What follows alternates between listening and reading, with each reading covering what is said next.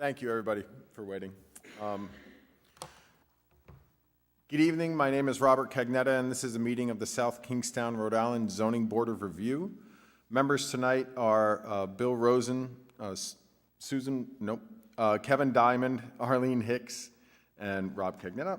Also present are Amy Goins, South Kingstown Special Legal Counsel, Jamie Gorman, South Kingstown Building and Zoning Official, and Jessica Spence, Administrative Support Associate. This board is made up of 7 people, where 5 are regular voting members, but only 4 are required to be present to vote.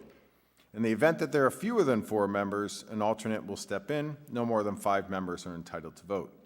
Tonight, the voting members will be Mr. Diamond, Mr. Rosen, Ms. Hicks, and myself, and Mr. Daniels will be here after the first full case is heard. Applicants are here either for a variance, be it a dimensional or use, or to seek a special use permit. This board is a quasi-judicial body created by the South Kingstown Ordinance pursuant to state statutes. We don't follow strict rules of evidence, and we operate in what we believe to be in a fair and equitable manner. We try to let everyone speak unless they get carried away, or it's determined not to be relevant. So in the interest of time, please try to be on point and brief.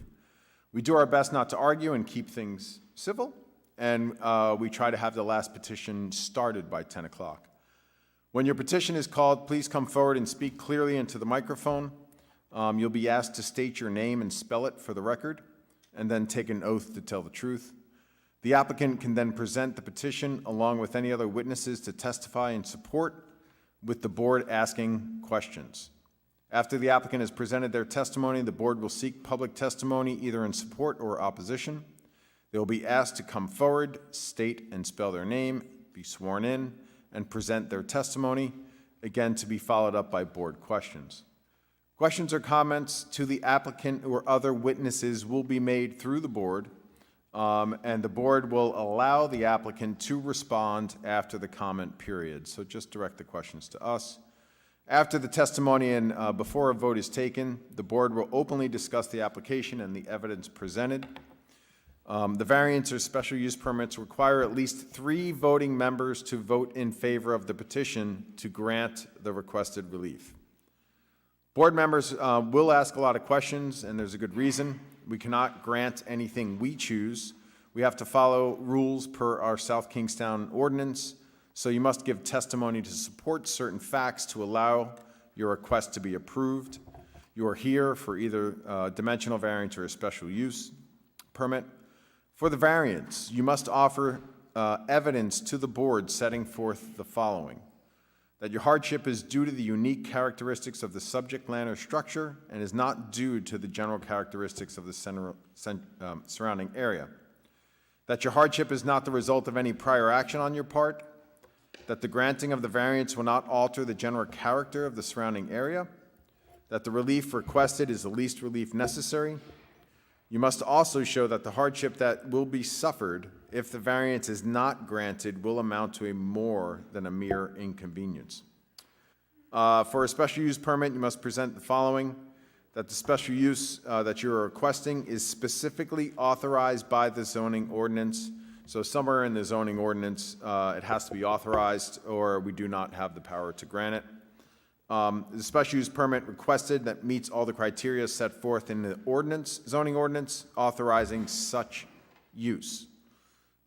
Granting of the special use permit will not alter the general characteristic of the surrounding area or impair the purpose or intent of the zoning ordinance. So that's what we're looking for. And I know we had the agenda published for a few weeks at this point. Last night, or yesterday, we changed around the agenda a little bit. I think we did our best to alert anyone. And before I talk about the order, is there anything else I needed to cover? We just want to verify attendance for May 31st. Okay. And Ms. Hicks, will you be here? You are, thank you. Mr. Diamond, Mr. Rosen? Yes. Yes, okay, and I'm the only one that... And Mr. Daniels and Ms. Walsh confirmed they would be here the 31st also. Great, so we'll have more than enough. Excellent. So that is going to have that's relevant to some of this coming up. So the order is changed, and we changed the order to better sort of accommodate sort of those that have somewhat easier requests that can be a little bit more straightforward. There are some tonight that are going to be a little bit more intense, so we're going to have to spend a little more time with them. So for the sake of time and knowing that it would be very difficult to get through the whole agenda, we tried to eliminate or stack them, so hopefully we can kind of get through them.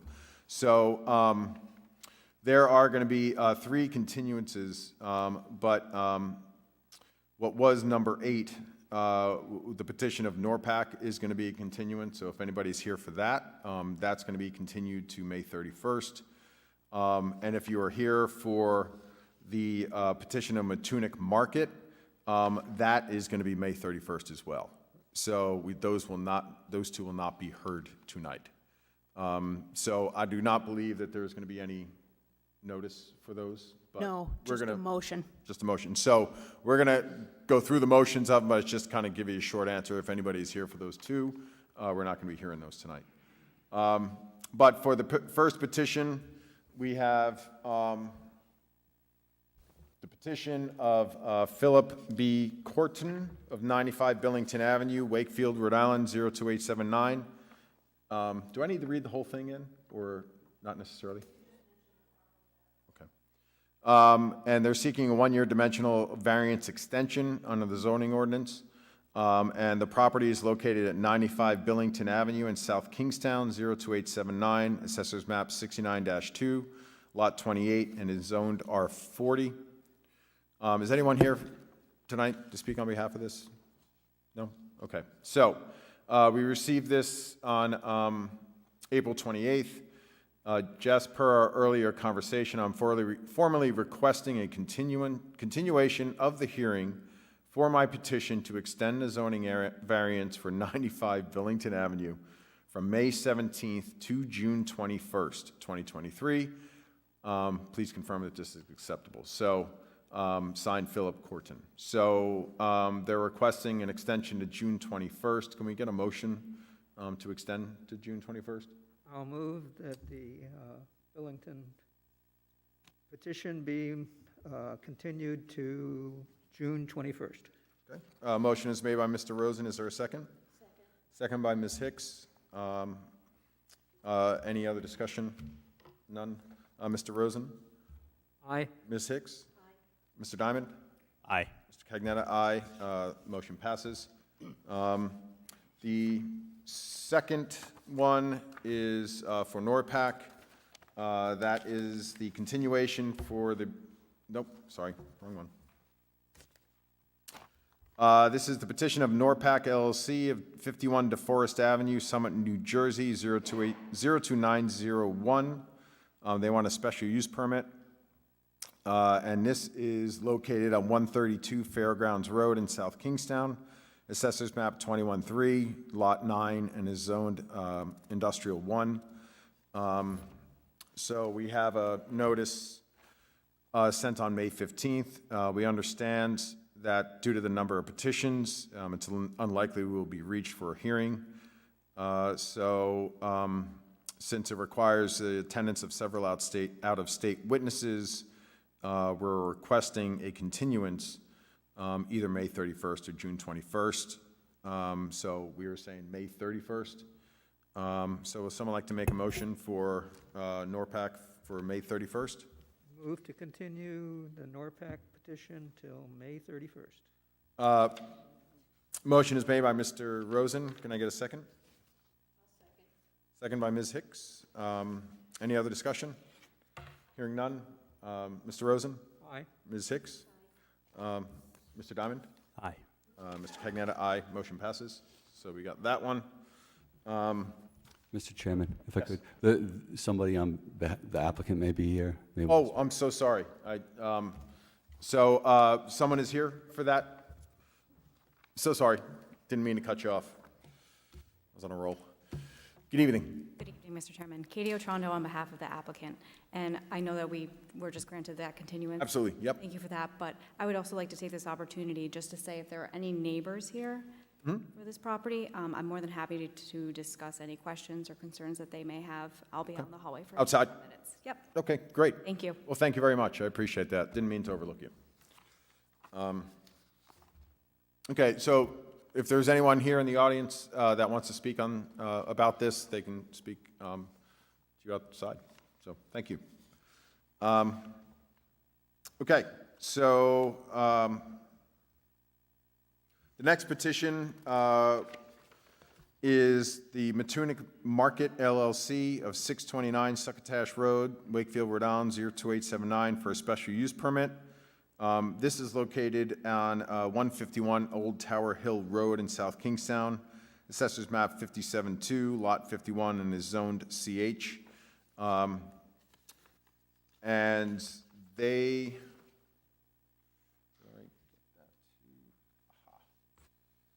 so, is someone here tonight? Excellent. Let's ask that first. Good evening. Hi, good evening. My name is Josh Parks. I'm a counsel here on behalf of applicant. Great. Thank you, Mr. Parks. So, what would you? And I believe you received an email from my colleague Beth Noonan Yes. requesting a continuance. I think May 31st works for everybody, so if it works for the board, Yeah. we look forward to seeing you on the 31st. Yeah, thank you very much. I appreciate your understanding. Does anyone like to make a motion for the Matunic Market to be extended or continued until May 31st, 2023? I'll make the motion to continue the petition of the Tunic Market to May 31st. Excellent. Thank you, Mr. Rosen. Can I get a second? Second from Ms. Hicks. Any other discussion? Hearing none. Mr. Rosen? Aye. Ms. Hicks? Aye. Mr. Diamond? Aye. Mr. Cagnetta, aye. Motion passes. Thank you you. very much. Appreciate it. Okay. So, next, we do have the continuation of Davitt Properties for 4 Frank Avenue, West Kingstown, Rhode Island, 02879, and this is for a dimensional variance under the ordinance. And since it's the continuation, again, I don't have to read the whole thing in, just read the address. The owner of the property is Davitt Properties for premises located at 175 Middlebridge Road, South Kingstown, Assessors Map 43-4, Lot 4, and is zoned R20. So, good evening. Evening, Mr. Chairman. As you may recall, this was continued from last month to give the applicant, Davitt Properties, the opportunity to rework their plan because the board had several concerns, not in any specific order, but you had concerns about parking. You thought our FAR relief request was larger than you thought fit within the neighborhood. You was concerned about the stairs going right out to the front on Middlebridge Road, 0 clearance. And finally, we were asking for a sizable amount of deck relief. So with that being said, I did send you a comparison table before we go through the plan. I don't know if I could pull that up. Was that put up on the? That would be this one here, right? Oh, you got it. Okay, so you've seen. Yeah. All right, so just if you look at the chart quickly, when we were here last time, we were looking for 734 square feet of FAR relief. We reduced that down to 483 square feet. The front setback, we were looking for 25 feet. When we go over the plan, you'll see we've reduced that down to 4 feet and 11 inches. And our request for deck relief, we've got rid of it, so we're going to conform with the deck relief. With that being said, Dave Whitney's here from Davitt. He can run you through the plans and what we've done to try and meet the neighborhood's We concerns. swore you in last time, right? Yes. Correct, yes. We don't have to do it again, right? Unless he changed his mind. Do you want to bring the plans back up? So first, thanks for having us back. We appreciate all the feedback that the board and all the residents and the neighbors gave us in the last meeting. So we feel like we're back here tonight with a revised set of plans that incorporate those suggestions. So just to give you a brief update on the project is to demolish the existing house that was built in 1940 we are going to be centering the house on the lot and bringing it into today's building codes and flood compliance. So one of the revisions, one of the largest revisions that we've done is we've reduced the overall footprint of the proposed project. The existing footprint is almost 1,400 square feet, and our proposed project has reduced it down to 1,350 square feet.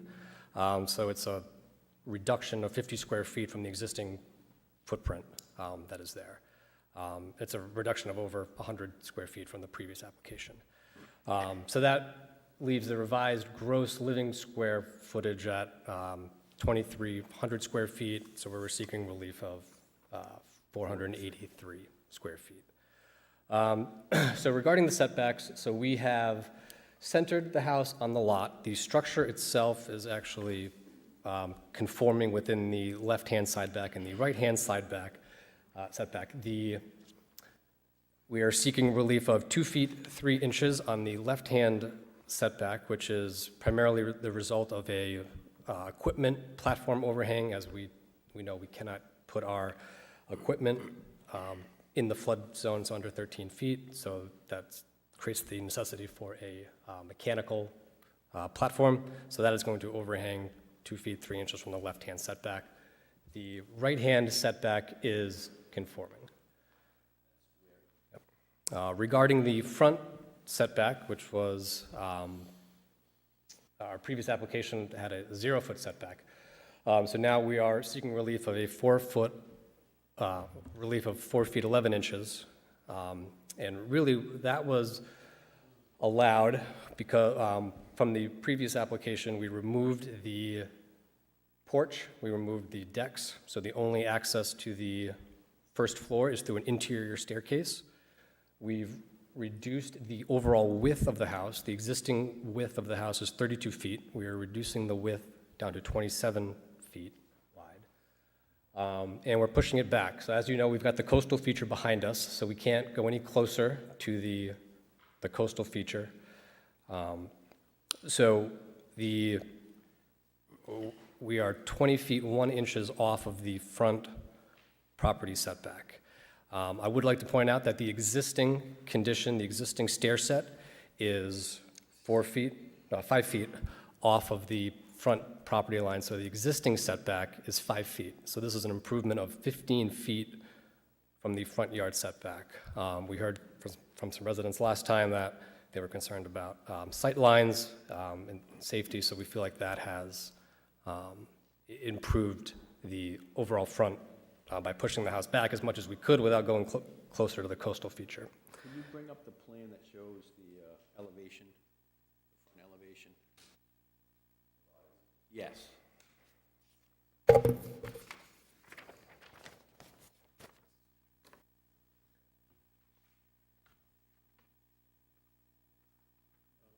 Where's the stairs? There's no stairs.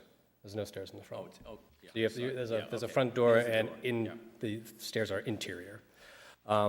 So by removing the front porch and the front stairway and pushing the house back and reducing the footprint and the width, we were able to incorporate, can you go back to the second one, please?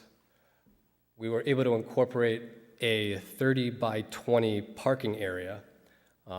We had heard some concerns in the previous meeting about parking, especially in the summer, it gets busy on Middlebridge Road. So we've designated, there's actually a double spot you can park leading up to the equipment platform overhang on the left-hand side. So there's 2 spots on the left-hand side, and then there's 2 spots in front of the garage. So and actually there is, and the garage, yes, so there's 2 spots in the garage. There's 4 designated spots outside of the garage, and we still have 12 feet from the property line to the edge of pavement on Middlebridge Road where you theoretically could add another car. So you could park 5 cars there, 2 cars inside. We had heard last time if somebody has a jet ski or if somebody has, there's plenty of room to park now. And the last thing I will note, and I understand that every application is looked at on a standalone basis, Back in February, there was a application that was for a 2,470 square foot house on a .14 acre lot, so 670 square feet of relief was granted. And I would point out that in that decision, it was noted that it's an evolving area in the community, and there are several other homes in the immediate vicinity of similar size. So I would like to point out that we're back here with a smaller house on a larger lot, and our opinion is that we are, it is an evolving area, and that we are within the character of the existing neighborhood. So with that, I feel like everything we're doing here is improving from the existing condition and an overall improvement. So, thank you. Thank you. Board members, questions for this witness? Mr. Rosen? You sound like you wanted to say something. Last time you were here, you talked about if you downsized, you would have to turn this into a rental. Are you still of that opinion? Yes, I am of that opinion, yes. So this is going to be a rental rather than a single-family dwelling? No, I think at 2,300 square feet, I think, and I think that is something that was noted on the February application, that this neighborhood, there are family homes, there are retirement homes, these are second homes. I think a 2,400 square foot home would certainly fit with that characteristic of a family home, of a second home. So I think a 2,400 square foot house is reasonable for that. I think once we have to go down to 1,900 square feet, the bedrooms would get smaller, and then we'd have to look at the economics of, does it make more sense for resale, or does it make more sense for student rentals in the winter and then weekly in the summer? And so we just have to look at the economics of that. Okay. Secondly, this is still going to be a three-story house, correct? Well, yeah, so it is a three-story home. So we have to start at elevation 13 from the flood plain. So a lot of the additional square footage is us adding a second story, regardless of where we start. And I would like to note that our neighbor to the left, our neighbor to the right, also have second stories on their homes, so. Well, I want to commend you for taking some of the suggestions of the board. Thank you. I still don't know where I stand on this, but I'll wait to see what comes forward from the audience, if there is any. I noticed that the Narrow River Land Trust sent in a letter That was pre our revision, yes. after we had that hearing, so I didn't have this letter available to me at that particular time, and I would hope somebody from the Narrow River Land Trust would come forward and explain their opposition. Okay? Yes, no, but I did read through that letter, and that letter was based on our previously submitted plans, so. Mr. Rosen, it just should be noted that that letter in question, it came in after business hours on the Wednesday of the hearing, so that's why it wasn't presented at the hearing that night. I'm aware of that, yes. I guess what my client was trying to state is that this letter was was in response to our initial application, not our revised application. No, I'm aware of that. I'm just pointing out that I didn't have this information prior to our hearing previously, so, okay? Jessica, that's not listed in the document list. Or am I missing it? It should be, right? Have you seen it? Yeah, but I don't have a copy with me. Okay.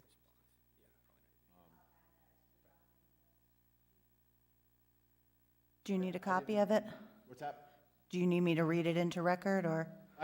I'll read it in. Well, there were three documents that I didn't mention at the top of the meeting that were included in this petition. And that was the revised CRMC, SERC plan. Yes, And that was prepared by Dowdell Engineering and stamped by Mark L. Dowdell, dated May 4th, 2023. The comparison chart that they discussed before, and then this Narrow River Land Trust letter, and I'll just read it in since we've referred to it. This, again, was received April 19th, so this is the day of the hearing. The Narrow River Land Trust is an abutter within 200 feet of the 175 Middlebridge Road in South Kingstown. Received a registered notification of the petition of Davitt Properties for several dimensional variances. The NRLT would like to oppose the petition as currently requested, requesting a structure almost 3 times the size of the current dwelling directly abutting a preserved watershed is not a hardship due to the unique character of the land. Variance as requested is an excessive request of nearly 50% from the regulated setback to Lafayette Ave and 100% from the front setback on Middlebridge. To put a dwelling with 0 setbacks on the front property line is negligent given the documented traffic studies that define the road as shown is known as a cut-through with high volumes and speed generally in excess of the posted limits. Furthermore, a request for new construction of large structures directly in the Middlebridge Road is contradictory to the community efforts to improve the safety of the area as it is heavily traversed by pedestrians, bikers, and fishermen who are interested in exploring the watershed and its rich historical significance, such as the Gyra Bull historical landmark across from the property in question.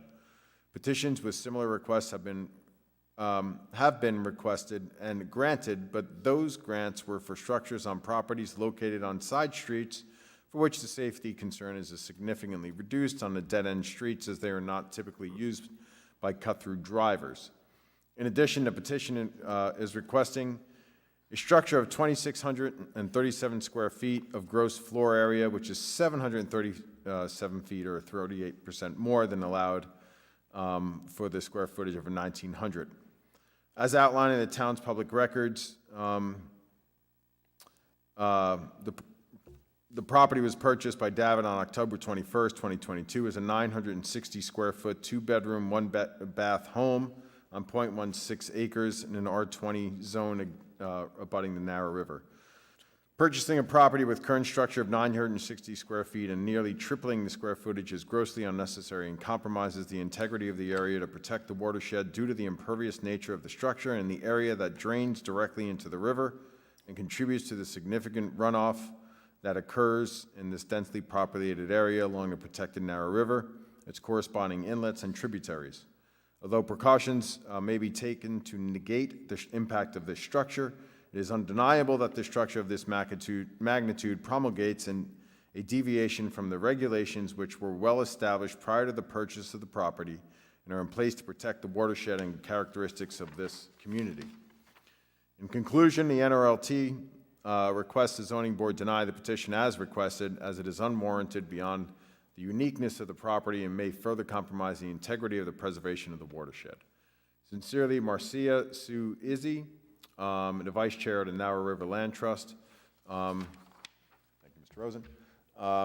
So, that being said, we know that we've made significant change, or you've made changes to the plan in reaction. And just in response to that, so obviously, the 2637 they referred to is now incorrect. It's dropped down to 2383. And also the fact that they're stating that the structure is 960 square feet, the existing structure just is not true. It's almost 1,400 square feet. And It's not 3 times the size. it's not 3 times the size, so they just have the numbers completely wrong. Right. And relative to the drainage and the concern for Narrow River, I'll let my witness comment on that, but go ahead. Yeah, so we're bringing it up to today's standards, and obviously that includes retaining all the drainage on our property. So you can see on our site plan, there are 2 infiltration drains on the left-hand and the right-hand side. Those are not currently there, so. Right. So we'll be retaining the water on our property, which is required. And the current, even though the current footprint is smaller, it's not necessarily controlling its runoff at this point. The current building, like there's no water management at all necessarily on the property. Flat grass. Right. And There's no infiltration that I can see, no. And you're going to be installing infiltration systems to sort of manage the water. Yep. Now, is this is it managed based on sort of realistic expectations, meaning we've been having a lot more intense rain events than normal? So these systems can handle the capacities in which nature is throwing us these days? Absolutely. Those calculations are made by an engineer, and so we do what the engineer requires us to do, essentially. So Right. It's not based on it's like, basically based on the infiltration trenches, how deep, how long, how much water they can hold and absorb. So, right. absolutely, yep. So, board members, any other questions of this witness? So you've shaved 300 square feet off, is that right? Correct. Okay. Ms. Hicks? No? Thank you. Thank you, Mr. Chairman. Is that it? Oh, okay, cool. Is there anyone out in the audience that wants to speak in behalf of this petition? Is anyone here from the trust? Land Trust? No? So no one's here to oppose or speak in behalf or against or otherwise? Okay. So, looks like we have a revised plan relative to many of the concerns that we had brought up in the last meeting. The size of the building, the amount of, the decks are less, the frontage, they certainly heard us loud and clear in terms of that. Not only are the stairs gone, but the front porch is gone. So they seem to have made accommodations relative to our concerns. I would admit, the building still is a bit ominous relative to what is there now, but a lot, you have to eliminate the first floor in order to make a real comparison. And I think it's up to how everybody feels, sort of about how this looks relative to the previous, or is it just because the previous was so big, this seems better? So, Mr. Diamond? It certainly seems safer from a, excuse me. Is it on? Oh, yeah. It's good. All right. It certainly seems safer from a sightline perspective comparative to the previous proposal. I guess the question in my mind is still least relief necessary. I think that's something that I'd like to hear more comments from the board on. Okay. Mr. Rosen? Well, I appreciate the fact that they actually listened to us and altered the structure. I still have concerns about the size of this on this very, very important road, which carries a lot of traffic in comparison to some of the side streets as such.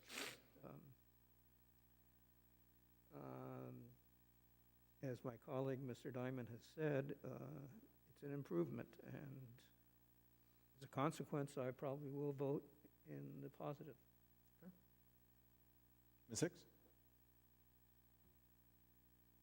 Okay, well, like Mr. Rosen, I thank you for listening to our concerns and listening to the concerns of the abutters to the property. And I wish that some of the abutters were back this week to let us know how they feel about the redesign.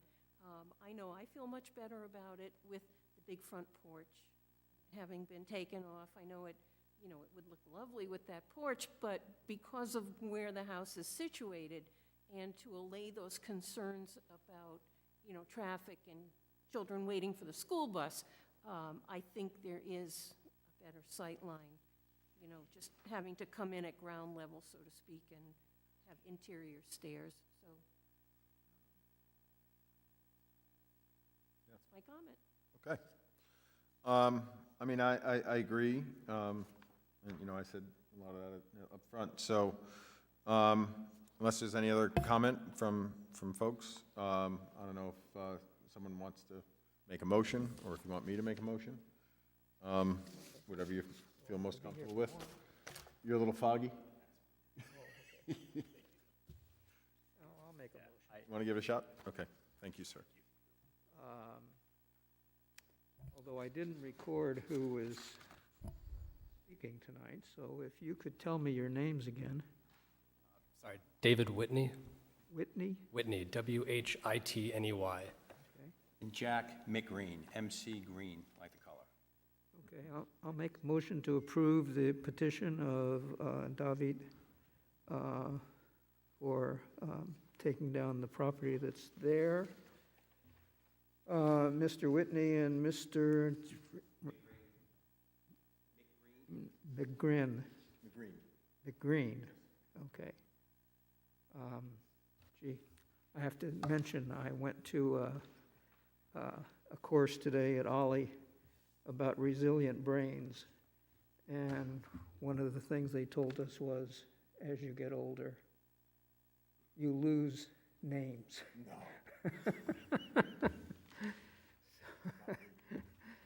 So in my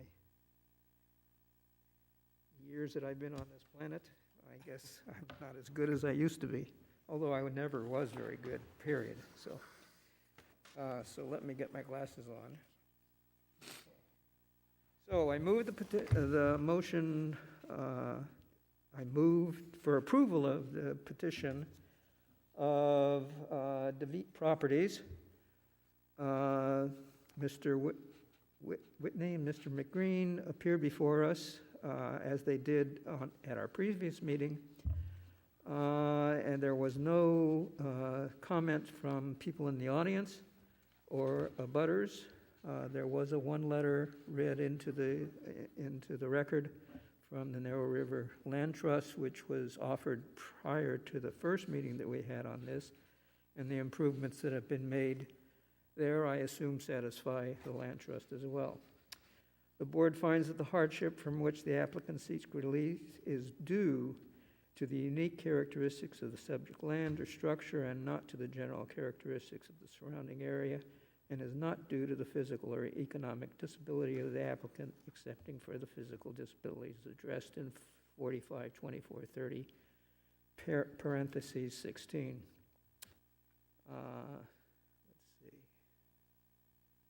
Actually, they've improved the characteristics from the original plan. They've moved the property to the center of the property. They've almost gotten rid of all the setbacks associated with this. They're now off the street by a good 20 feet. And the proposal that they're presenting is a better plan than was presented to us at the last meeting. The board finds that the hardship is not the result of any prior action of the applicant and does not result primarily from the desire of the applicant to realize greater financial gain. They told me that they're not going to be making a lot of money on this thing as such, now that they have to go to a rental property in many situations, although they could still sell it as a single-family dwelling. The board finds that the granting of the requested variance will not alter the general character of the surrounding area or impair the intent or purpose of the zoning ordinance or the comprehensive plan upon which the ordinance is based, because they're going to ameliorate the water runoff into the Narrow River, which is certainly a resource to this area as such, even though it's in Narragansett and outside of South Kingstown. Although I do think the border runs through the river, doesn't it? The center of the river. Is that right? Yeah, okay. So South Kingstown has part of the Narrow River as part of its domain. The board finds that the relief to be granted is the least relief necessary. That's certainly true. If they went any further, they'd probably have a house similar to the one that's presently there, which is a very, very small house as such. The board finds that the hardship suffered by the owner of the subject property, if the dimensional variance is not granted, amounts to more than a mere inconvenience. They're going to tear down the house that's there and put up this new house.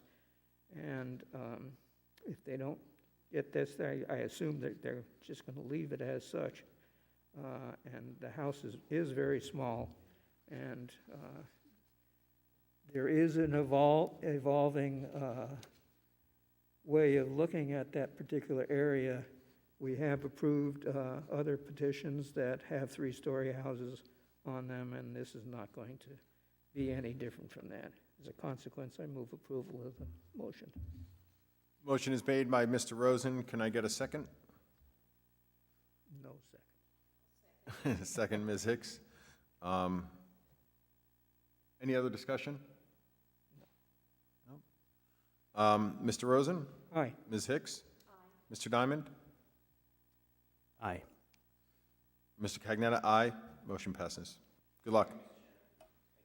Thank you.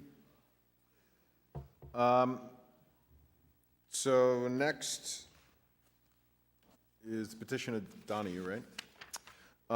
Petition of Tanya and Mike Donahue of 36 Title Street, Wakefield, Rhode Island, 02879 for a dimensional. Is that right?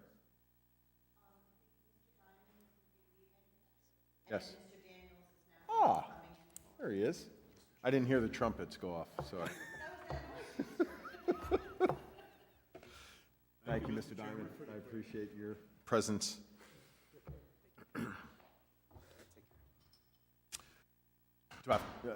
I can, okay. The petition of Tanya and Mike Donahue, 36 Title Street, Wakefield, Rhode Island, 02879, for a dimensional variance under the zoning ordinance as follows. The applicant is seeking to construct a 3-story, 2,500 single-family dwelling located 19 feet from the property line. The required front yard setback is 35 feet, therefore 16 feet is requested of relief. The lot size is .55 acres. A dimensional variance is required per the zoning ordinance, Section 401, Schedule of Dimensional Regulations, and Section 907, our standards of relief. The owners of the property are James and Janice Cannon, for premises located at South Kingstown, Assessors Map 87-2, Lot 7, and is zoned R20. For this petition, we have documents, the application signed and dated April 2nd of this year, owner authorization signed and notarized April 7th, CRMC Statement of Limitations, which is 3 pages, in effect as of January 13th of this year, proposed conditions plan, 1 page, prepared by South County Survey and stamped by James T. Calderon, PLS, and dated April 6th this year. Concept rendering and front elevation, 1 page, prepared by David S. Okerlund, and dated April 19th of this year. Also a 200 radius map, an abutters list, legal notices, proof of certified mailings, and notarized affidavit of mailing. Good evening. Good evening. You are. My name is John Carter. I'm a registered landscape architect. I'm working with Mike and Tanya. Yep. And just spell your name for us, please. Carter. And you swear to tell the whole truth and nothing but the truth? Yes, I do. Excellent. So please go ahead. I'm working with Mike and Tanya Donahue in preparing the site plan for them to build a single-family residence on Lot 7, Assessors Map 87-2, and it's located on Tidal Street and Gale Drive on the corner of, and it's a corner lot. The Donahues are here, Mike and Tanya and their family, and I'll give a quick overview of the existing conditions and what's proposed, and I'm available to answer questions, and they're available too if you have anything you'd like to talk to them about.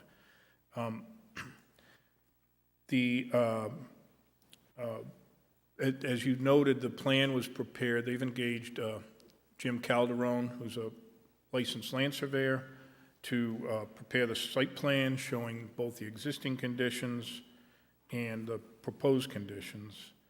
The lot is a conforming corner lot. It's approximately a half an acre in size. It's located in an R20 zone, and as such, it conforms. On the plan, can you bring the bottom up a little bit of the plan? I'd like to show the, great, thank you. So along the rear property line is a inland edge of a coastal wetland. It's a wetland that's contiguous to Point Judith Pond, to a big wetland complex that's contiguous to Point Judith Pond. That wetland was flagged, and it was submitted to the CRMC under a verification application, and it was approved with a couple of modifications, which this plan represents. So this wetland edge is shown is as approved by CRMC. The CRMC program requires a minimum 75-foot wide vegetated buffer zone contiguous to the wetland. So measuring from those flags inland, 75 feet, is required to remain as a naturally vegetated buffer zone. In addition to that, they require a construction setback, which is 25 feet in width. And within that setback, there are some, it can be maintained as landscape, and there's some allowable uses such as decks and patios, ground level patios and that type of thing. As proposed on this plan, the house meets the 75-foot buffer requirement. It does not meet the 25 feet construction setback, and as such, it'll be necessary to apply for a variance from CRMC. One of the requirements of CRMC, and it was noted in the statement of limitations that Mr. Cagnetta referred to that's in your packages, one of their requirements, and it's a standard requirement, it's actually in their variance requirements, is that the applicant, before they come to CRMC seeking relief for a variance, that they first seek local relief, as they refer to it. And that's the purpose of this plan being in front of you today. As proposed, the house meets all of the zoning setbacks. On the corner side, which is to the left on the plan, it's Title Street. To the side, on the right, and to the rear. It is required to have a 35-foot front setback from Gale Street, and as proposed, it will be 19 feet. So that's a 16-foot variance that's being requested from the front line setback. And that's in order to accommodate the CRMC buffer intact. So you're referring to, this is line 4 of, they're saying that to come to us first, to try to be as landward as possible. And if you were to comply to both ours and their requirements, you'd have half the house, basically. We would have, if we also included their 25-foot construction setback, we'd have no house. Okay. And what's there now? It's 75 feet plus 25 feet. Beg pardon? What's there now? I'm sorry, it's a vacant lot? It is vacant. It is, yes. Okay. And thank you. So there's the lot. And what's it like around there? I could see from the aerial as Single-family well home. as the drive-through that there's a whole variety of setbacks. I'm sorry, There's no great consistency with setbacks in the neighborhood, or is it's pretty variable, as you can see on the aerial photo. Right. And the Donahues are looking to actually help their son to be able to build a house so he could live there, because they actually live in the house sort of on the top of the screen there. so they're not going to object? So they shouldn't object, unless they have to pay for it. All right, that's not here. So this you feel that this is in conformity with the neighborhood? You feel that it's not? I think, in my opinion, it would be in conformity with the neighborhood, simply because there's no set standard for front setback, so I don't think it would look out of place. And keep in mind that the 19 feet is measured from the property line, and actually from the edge of pavement, it would be 31 feet. And that's not what you as a zoning board use as a standard, but when you're looking at the houses and where they sit on that aerial, your eye goes to the edge of pavement, but it's actually an additional 10 feet. 10 feet or so. Okay. Board members, questions for Mr. Cannon? Yes. Huh? Kevin's not here, no. It's only me down at this end. That's all right. There's some beautiful trees on this property. When I went there, are you taking down all the trees? You're going to level the property or No, leave those trees? the building envelope would have to be cleared, yes. Yeah, that's Common already area. been cleared as I recall from my visit. A house and a driveway, but no, the majority of the lot remains in It's the going to natural remain state pretty much. because it'll be a designated coastal buffer. CRMC requires buffer markers be put in. The assent, the approval is recorded on the deed, and so those buffers go forward into perpetuity.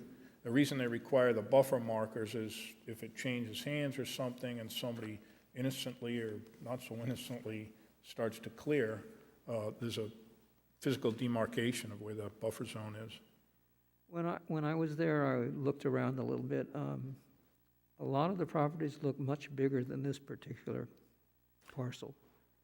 Houses or lots? The properties themselves, there was lots and lots of grass, open space to the front This will be yard, tight compared except to for the that. property that is directly to the southeast, I think it is, which is right next door, actually. That was closer to the street. There it is, right there, yes. Is that property right there set off from the street? Do you happen to know? I don't know the setback there, no. I don't. I do know that looking at where the wetland is, that house, whether that house or in a previous iteration, had to have predated CRMC, because given the standards that are there today, the majority of what you see as lawn would be vegetation. This lot is a bigger lot, as you can see, Your than lot is bigger than that particular one, yes. most of the other ones. Yes. However, it'll be mostly, But the other natural lots look vegetation. very big to me, but maybe it was just my view from the street. Okay, thank you. Mr. Daniels? Good evening. Is it fair to say that if you were to comply with the front yard setback as required in the ordinance, 35 feet, you just couldn't get CRMC approval because you'd have to go too far back into the buffer? Is that fair to say?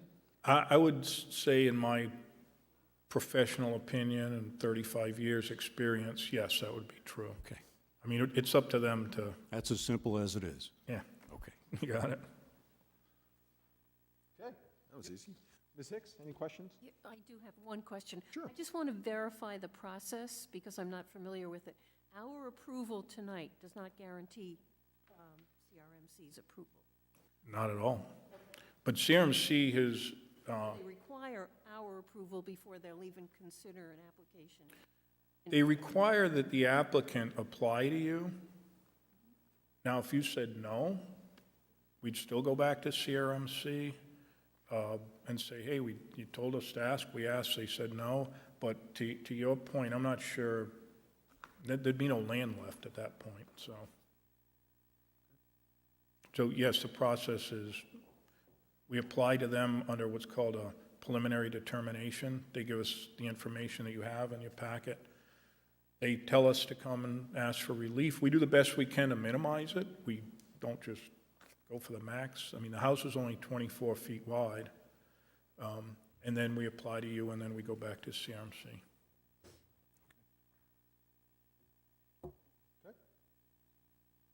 Any other questions, board members? No? Anything to add? Okay. Anybody else want to come up? Donnie, you want to come up? Don't need to. If you want to, please.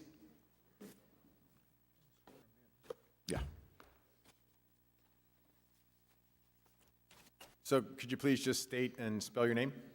Tanya Donahue, TanyadonAhue. Mike Donahue, Mike, M-I-K-E, D-O-N-A-H-U-E.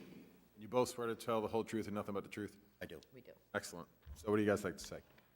Just one comment that Mr. Rosen had about the lot sizes. I can help clarify that, because on the site plan, all of the lots in that Island View neighborhood are a half an acre or a little bit more. Ours is one of the larger ones, but most of them are a minimum of at least a half an acre. So they're not any more than that. We don't have like an acre lot here and 3/4 here. It's pretty consistent throughout.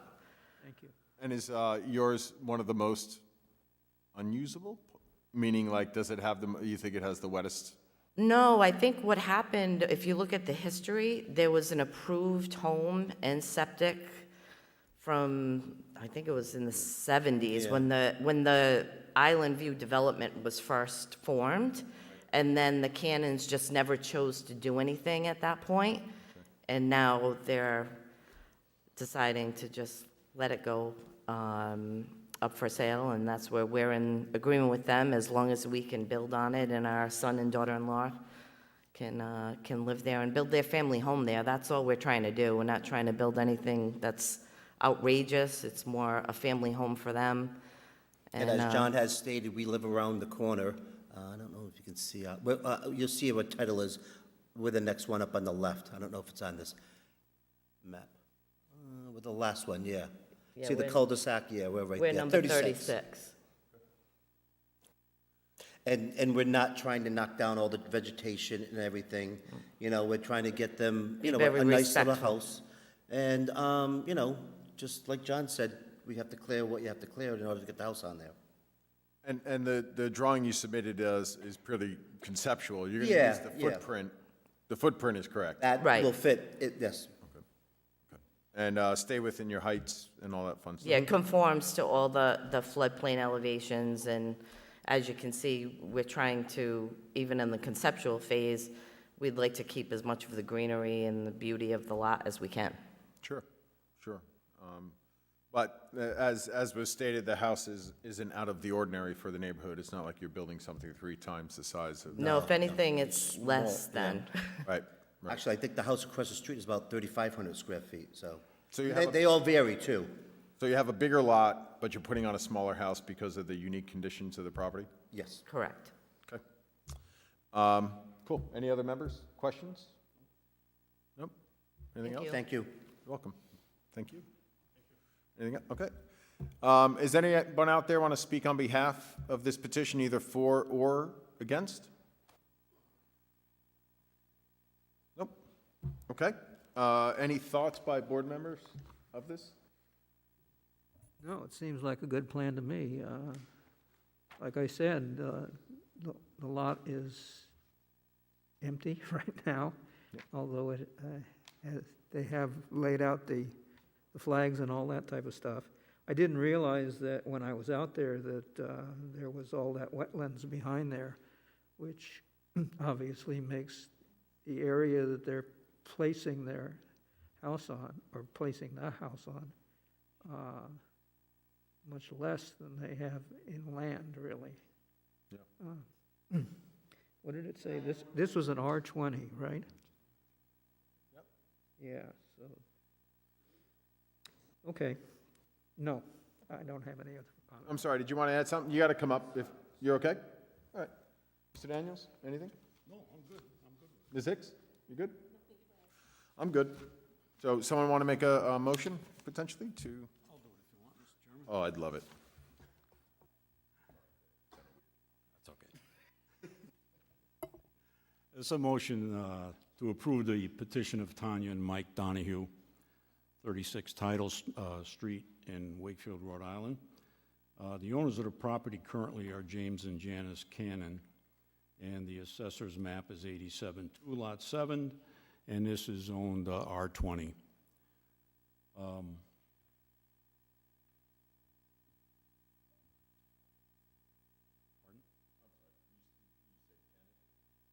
it's owned by James and Janice Cannon. The property is currently owned by. The petition is from Tanya and Mike Donahue.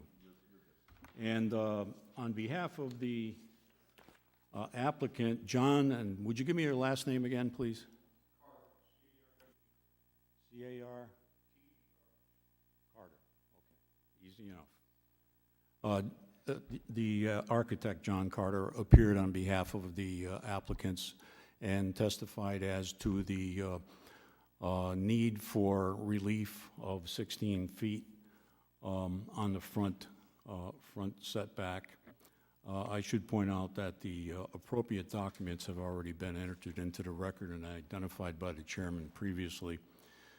Mr. Carter testified that they're in the process of getting CRMC approval, and in order to get that approval, they need to come before this board first, and it would be most helpful, obviously, if they had an approval from this board. He also testified that basically without the front setback variance that the applicant is requesting, there's probably little chance that he'll get approval from CRMC, because the house would then have to go back into the buffer, and that becomes a whole nother scenario for the applicant. So I think it's reasonable, a reasonable request by the applicant to look for 16 feet relief off the front, and in that regard, hopefully gets his CRMC approval and protects the wetlands going forward.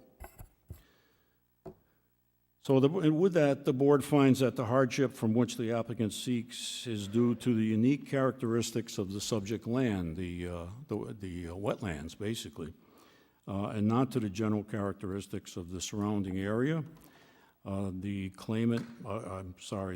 applicant and the architect testified that the house is certainly in keeping with the surrounding area. In fact, it's smaller in some regard than some of the houses also in that area. And it is not due to the physical or economic disability of the applicant. The board finds that the hardship is not the result of any prior action of the applicant. There's a sale pending on the lot, and that's why they're here, and does not primarily result from the desire of the applicant to realize greater financial gain because they wish to live in the home. They wish to build and live in the home. The board finds that the granting of the requested variance will not alter the general character of the surrounding area, as I mentioned earlier, nor will it impair the intent or purpose of the zoning ordinance or the comprehensive community plan on which our ordinance is based, because it does fit in nicely with the neighborhood, and looks like a solid design that will certainly fit well within the entire community. The board finds that the relief to be granted is the least relief necessary, once again, because they need that 16 feet in the front frontage from the front setback in order to meet any requirements from CRMC going forward. The board finds that the hardship suffered by the owner of the subject property, if we do not grant the variance, would amount to more than a mere inconvenience, because they simply probably wouldn't be able to go ahead and build on a lot without the granting of this variance. I will say that the approval is subject to CRMC going forward, I believe. It's that part of what we need to, for a 2-year period. Is that correct? Okay. Thank you. And with that, I move that we approve the petition. Thank you, Mr. Daniels. Can I get a second? Second. Second, Mr. Rosen. Any other discussion? Mr. Daniels? Aye. Mr. Rosen? Aye. Ms. Hicks? Aye. Mr. Cagnetta, aye. Motion passes. Good luck. Good luck. Thank you. Next, we have the petition of Gail Christie of 158 Sales Hill Road in North Smithfield, Rhode Island, 02896 for a special use permit under the zoning ordinance as follows. The applicant is seeking to construct a 192 square foot deck and a 128 square foot addition to the existing seasonal cottage. The cottage will also be elevated to conform to the FEMA flood elevation requirement. Lot size is 50.2 acres. Special use permit is required per the zoning ordinance, section 203, special use permit for addition, enlargement, expansion, or intensification. Section 608, our coastal community overlay district, and section 907, our standards of relief. The owner of the cottage, 4W15, is Gail Christie on premises owned by Matunic Beach Properties, Inc., located at 240 Cards Pond Road, South Kingstown, Assessors Map 92-1, Lot 9-268, and is zoned R200. And for this, we have, we're on number 5, yeah. We have, for documents, we have the application signed and dated April 13th of this year. Owner authorization signed and notarized April 17th and April 13th. Proposed abutter dimensions, which is 1 page. Existing abutter dimensions, 1 page. Engineering report, 23 pages. Prepared by Carrigan Engineering and stamped by Craig Carrigan, P.E. Existing and proposed floor plan, which is 1 page. Construction document, 4 pages. Prepared by DLR Dimensions and dated April 3rd of this year. 200-foot radius map, abutters list, legal notices, proof of certified mailings, and notarized affidavit of mailing. Good evening. Good evening. And you are? Gail Christie, Gail Christie. You swear to tell the whole truth and nothing but the truth? I do. So please tell us what you'd like to do. So I purchased this cottage at Roy Carpenter Beach last year, and as you can see, it's quite small.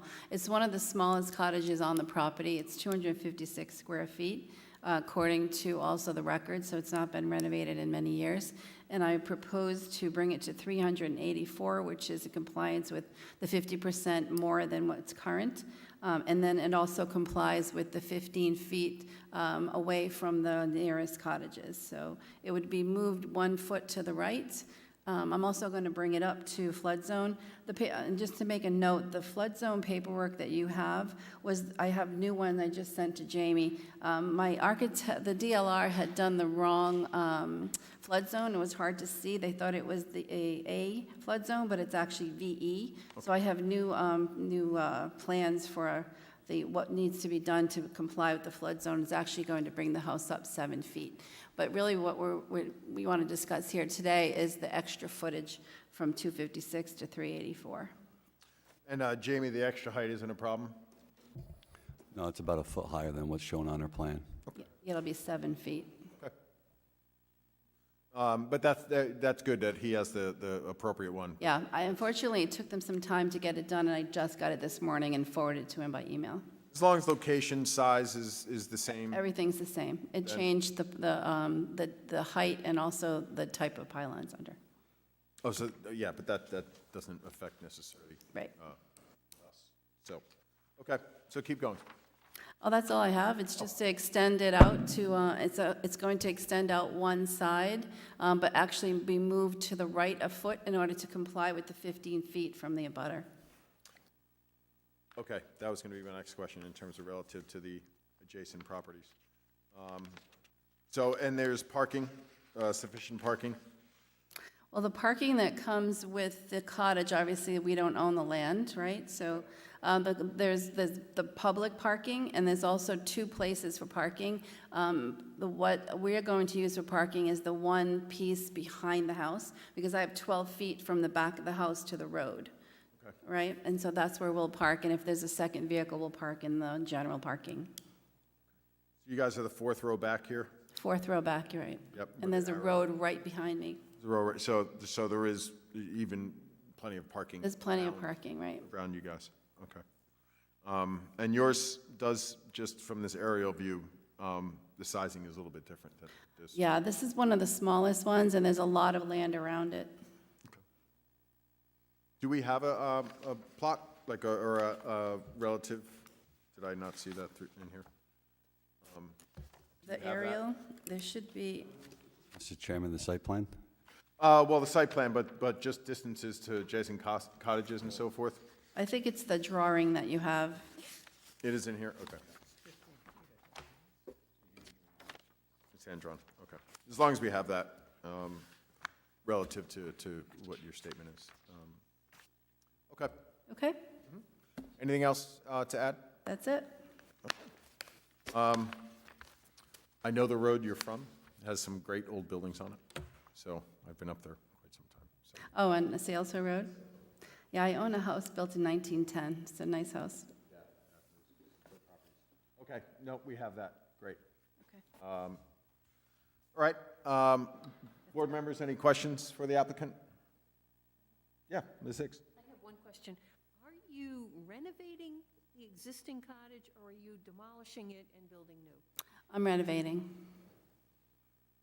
Oh, so you're going to move it, pick it up, I'm and, going to pick it up, replace, it's an old cottage, so we're picking it up, reinforcing the floor.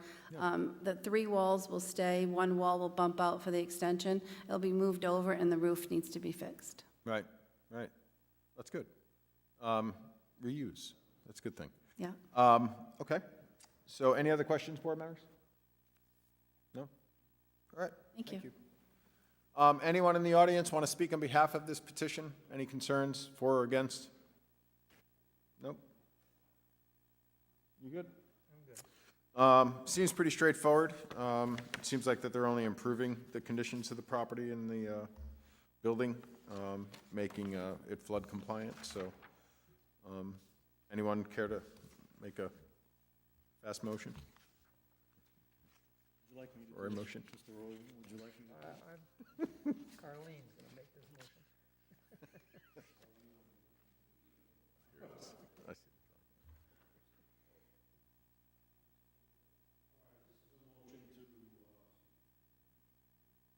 A motion to approve the petition of Gail Christie of Sales Hill Road in North Smithfield. A special use is required under zoning ordinance section 203 because this is a addition and enlargement in a coastal community which is covered under section 608, the overlay district, and section 907 as standards of relief. The appropriate documents have been entered into the record and identified by the chairman, and Ms. Christie appeared on her behalf and is interested in redoing her existing cottage, mainly to bring it above flood level requirements, as this is in a flood zone. The property is owned by Matunic Properties. It's considered one lot, so therefore a special use permit is required for anything that's done with the building on that particular lot. No one spoke additionally in support of the request, and nobody spoke in opposition to the request.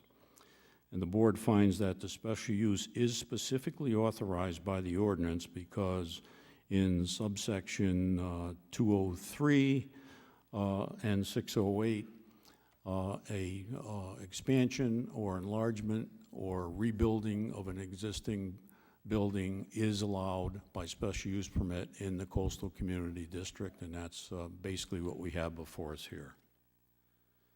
The board finds that the special use meets all the criteria set forth in a subsection of this ordinance.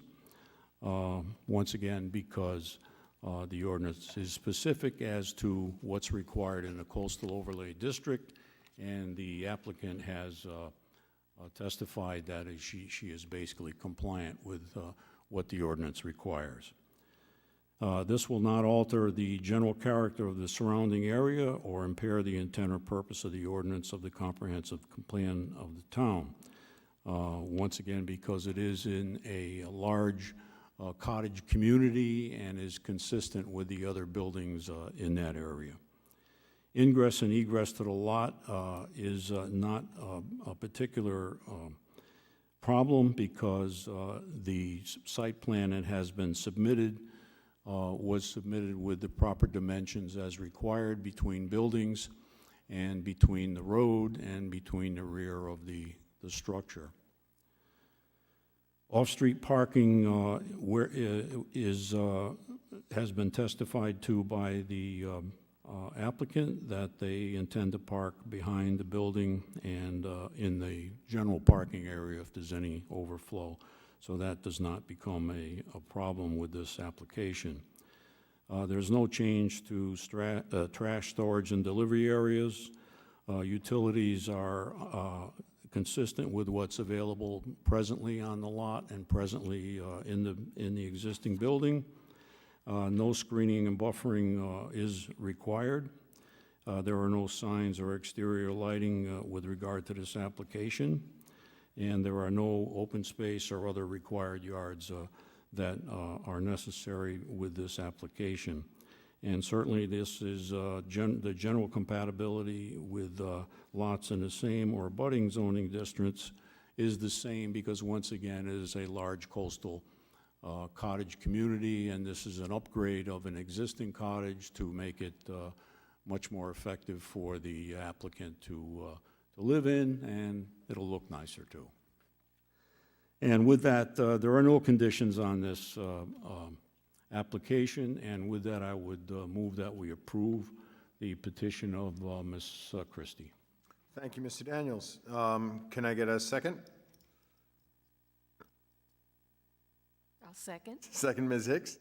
Any other discussion? Mr. Daniels? Aye.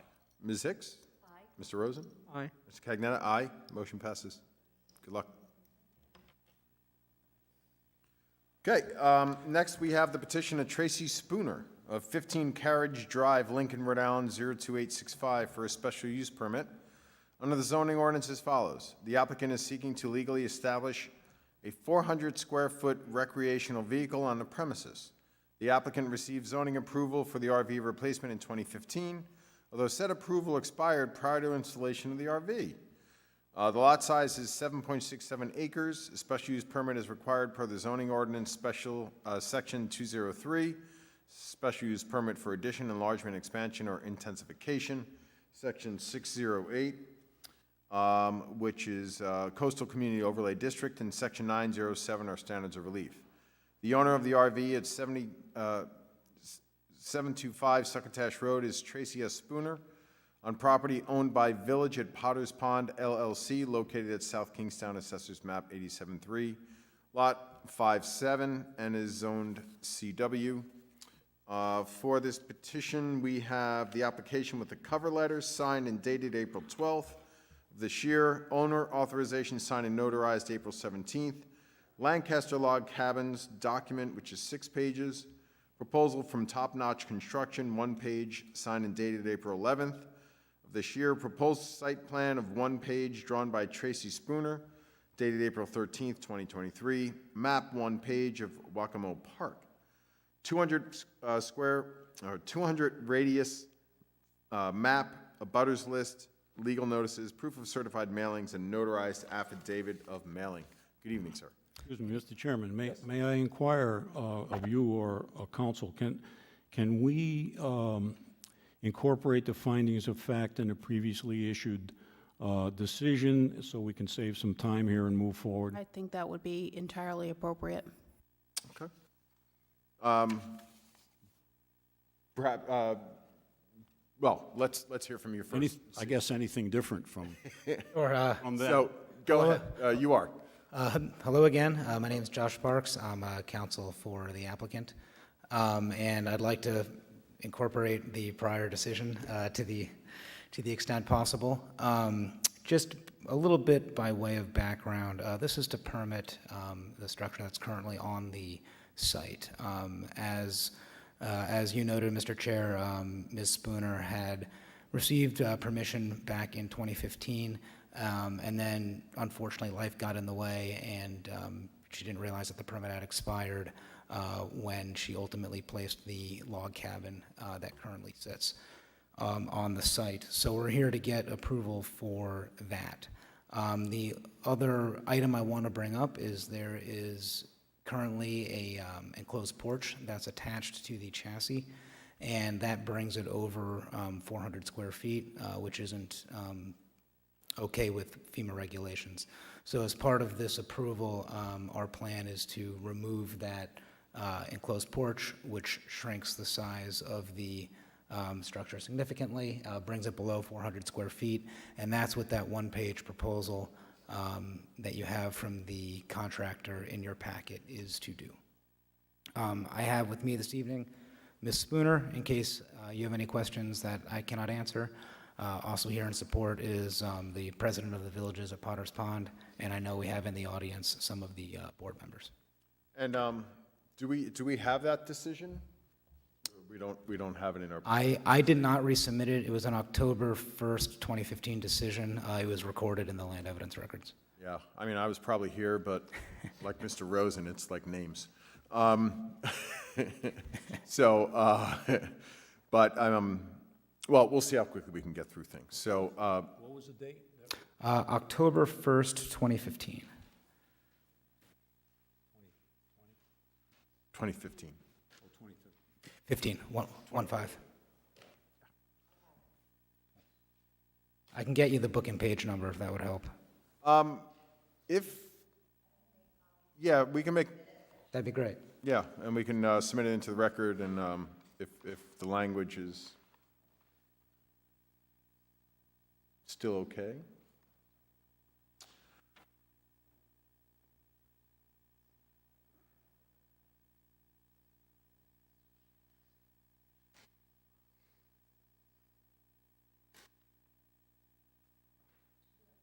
Thank you.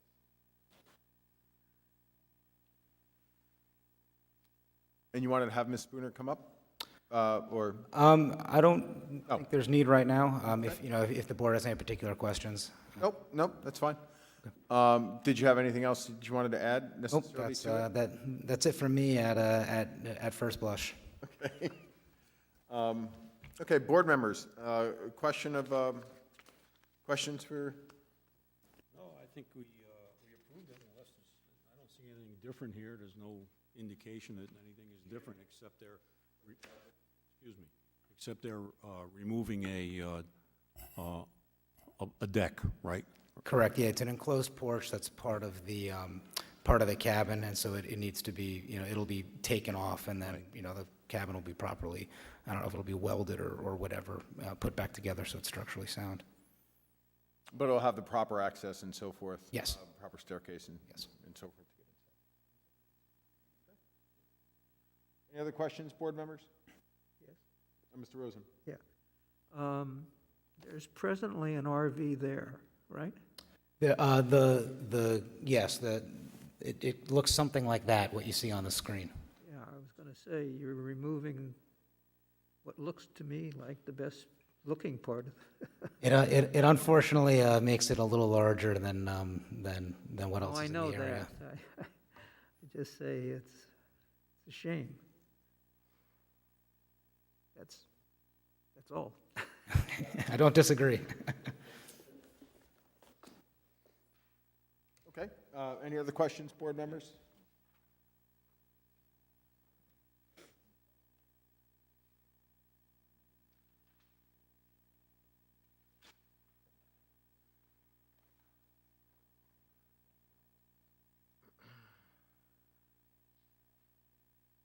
Oh, jeez, I didn't even vote on it. I might have just been an alternate then.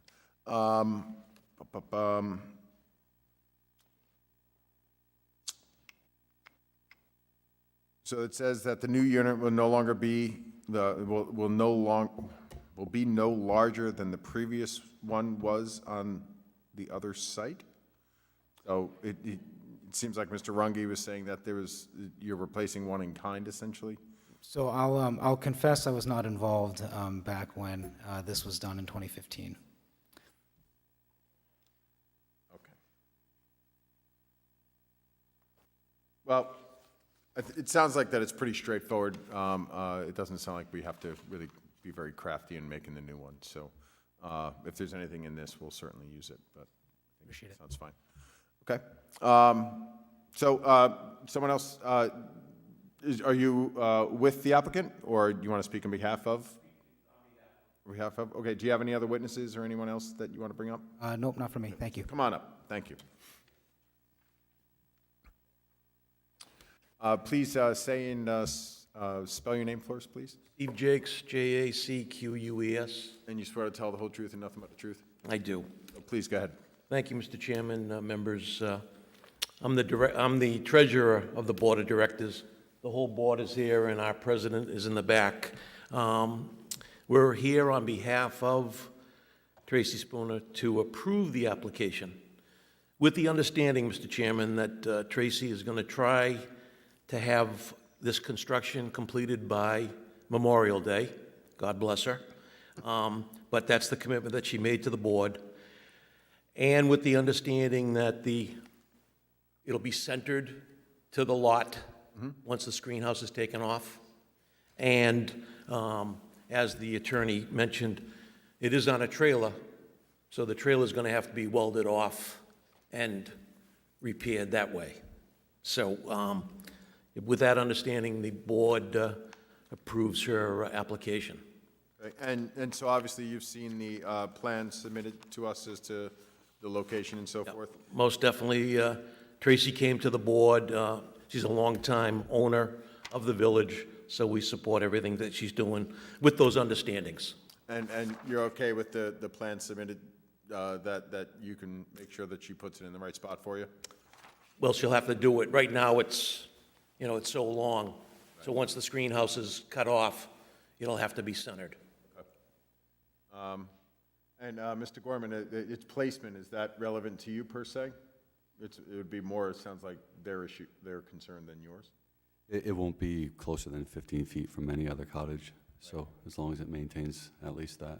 Okay. So he's not necessarily going to be looking for the finite, placement. That's fine. Well, I think Tracy's going to do that just because the board's asking her, and we're all here tonight in support of her application. Yeah. So we just want to go over it. Okay. Before I get off, Mr. Chairman, on behalf, we'd like to thank the building inspector for all the calls he received from the 70 owners at the village and for all the help he's given the board of directors. Well, it must not have been that bad. He never said a word. Well, he's a good guy. We know that, so we're lucky. We have great staff. Okay, anyone else? If I may just follow quickly on that, both of those items are certainly not a problem and will be taken care of. Timeframe's not a problem? Yep, correct. Okay. I mean, it's less relevant for us. You're going to have a year? Yep. Still, so. It'll be done before that. Okay, sounds great. Thank you. Okay, anyone else out in the audience want to speak on behalf of this petition, either for or against? Nope. Okay, board members, any questions or thoughts, rather? Nope. None? Zero? Okay. Someone care to make a motion or battle?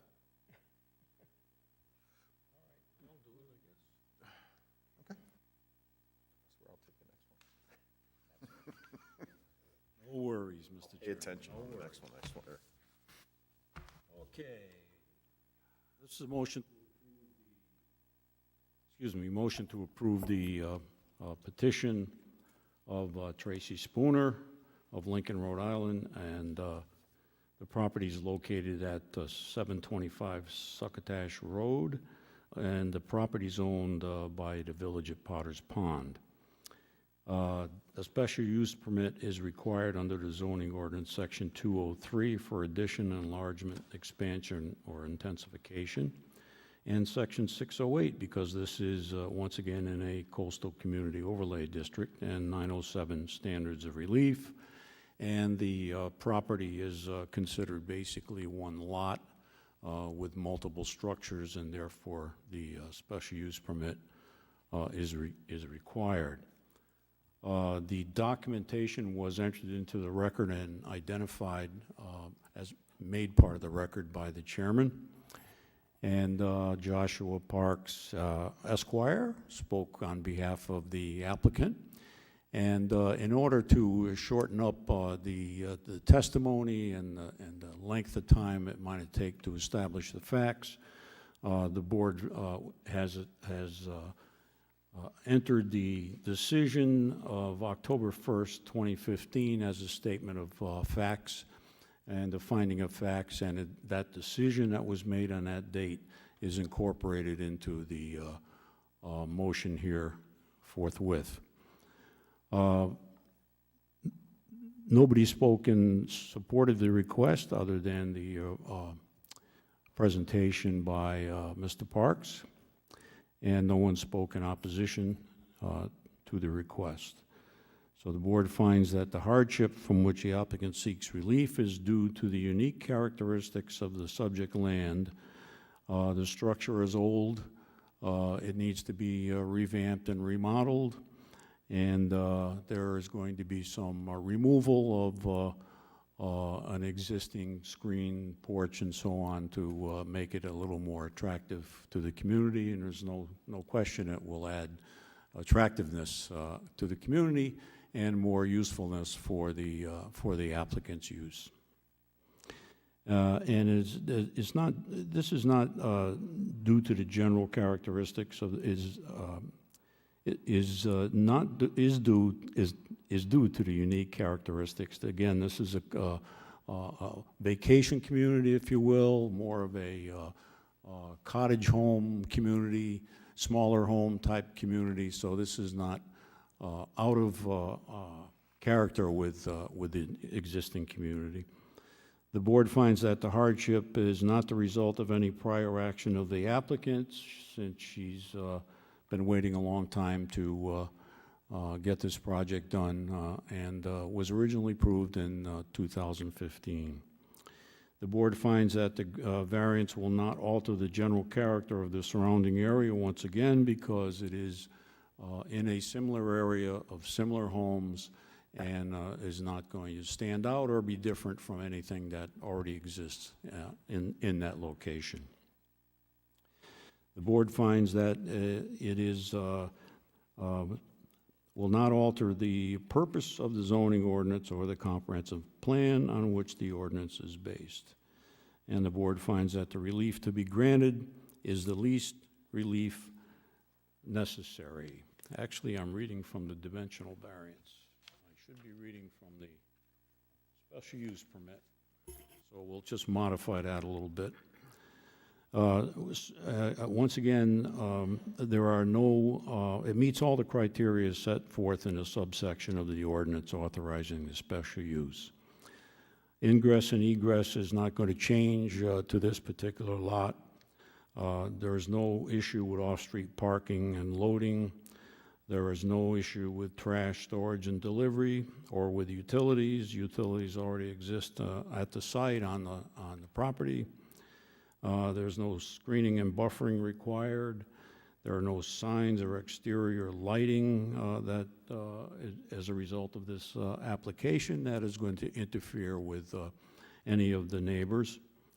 And this board finds that the special use is specifically authorized by the ordinance, again, because the subsection that I referenced earlier does allow for the addition and enlargement and expansion, but of course the special use is required, and that's why the applicant is here this evening.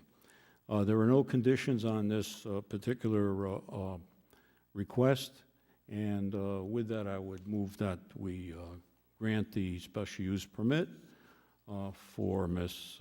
Spooner. Motion was made by Mr. Daniels. Is there a second? Second. Second by Mr. Rosen. Any other discussion? Hearing none. Mr. Daniels? Aye. Mr. Rosen? Aye. Ms. Hicks? Aye. Mr. Cagnetta? Aye. Motion passes. Good luck. Thank you. Everybody okay? This is going to be the last one? About 5 minutes? All right, we're going to just take 5 minutes, and then we'll be back.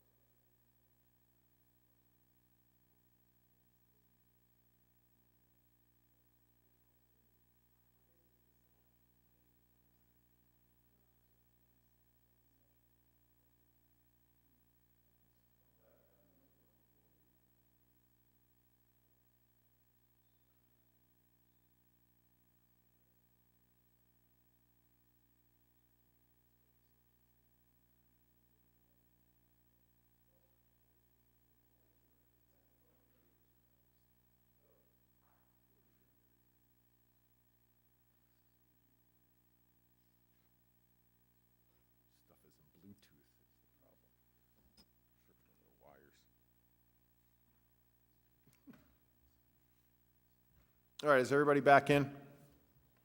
Pretty much. Well, I got a bit to read anyway. So the next is the petition of Hang 10 LLC, 895 Matunic Beach Road, Wakefield, Rhode Island, 02879, for a special use permit under the zoning ordinance as follows. The applicant is seeking to amend their existing special use permit for the expansion of the liquor service area associated with the restaurant with alcohol, which is use code 56-.1. The proposed exterior liquor service area will be located in the east of the building and will consist of 92 seats. The service area has been temporarily authorized due to COVID-19 restrictions. Lot size is 0.6 acres. Special use permit is required per the zoning ordinance, section 907, standards of relief. Owner is Hang 10 LLC for premises located at 895A Matunic Beach Road, South Kingstown, Assessors Map 92-3, Lot 2, and is zoned CN Commercial, commercial neighborhood. For this application, we have the cover letter signed and dated April 11th of this year. Owner authorization signed and notarized April 11th. Exhibit A, which is 1 page, is the existing seating plan. Exhibit B, 1 page, is the proposed seating plan. A plot plan, 1 page, prepared by Dowdell Engineering and stamped by Richard R. Cushon. PLS dated July 1st of 2021. Photo, 1 page, shows current conditions. There's a 200-foot radius map and a butters list, legal notices, proof of certified mailings, and notarized affidavit of mailing. We have several correspondences, one from Jessica Courier of 836 Matunic Beach Road, Mark Parsons, 53 Peninsula Road, Linda Hazard, Kim Carr of 4 Peninsula Road, Mary Kate Dillon of 34 Ocean Avenue, Sabrina Corville, Lou Courtois, Antoinette Ferreira, Francis Trudeau, Robert Turgeon, and Joshua Hansen, all residents of 836 Matunic Beach Road. Deb Heggie and Ed Pijot of 175 Peninsula Road. And then Tom Gilchrist of 1050 Matunic Beach Road. And the last one was sent in a few minutes after the closing of the day, but they all seem to have similar tones. So, good evening. Hi, good evening, Mr. Chairman, members of the board, Attorney Matthew Landry on behalf of the applicant.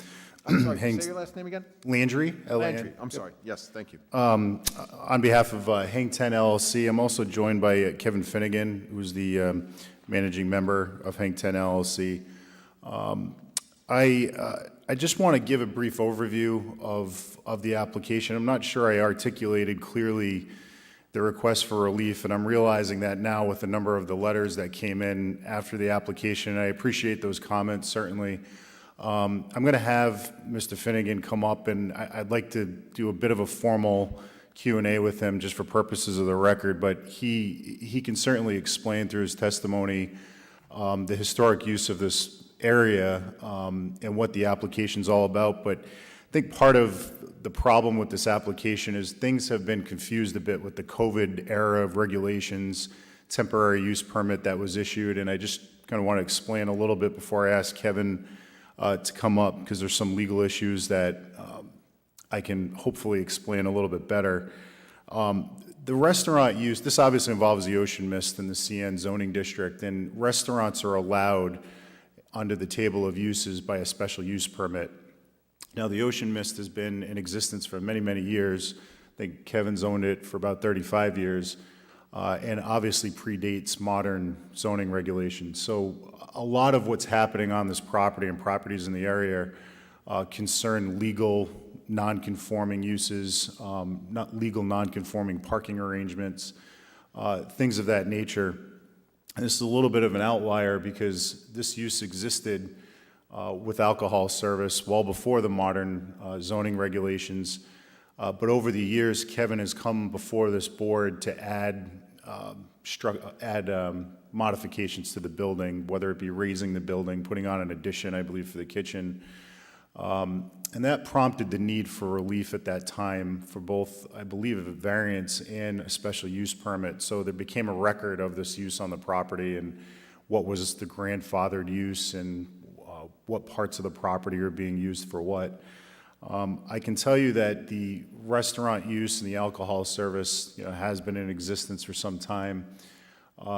We came before this board, I believe in 2019, maybe 2020, for a very similar special use permit for the construction of a staircase and a platform in this outdoor service area. And the reason we did that was because of this pre-existing special use permit for these other modifications to the property. It was deemed necessary to come and ask this board for permission for a modification to that existing permit. We were adding to the structure. There was a staircase and a platform, and that was approved. This is a similar request where creating a service area and reconfiguring existing seating into a new area, or not into a new area, but reconfiguring the existing layout under an existing tent.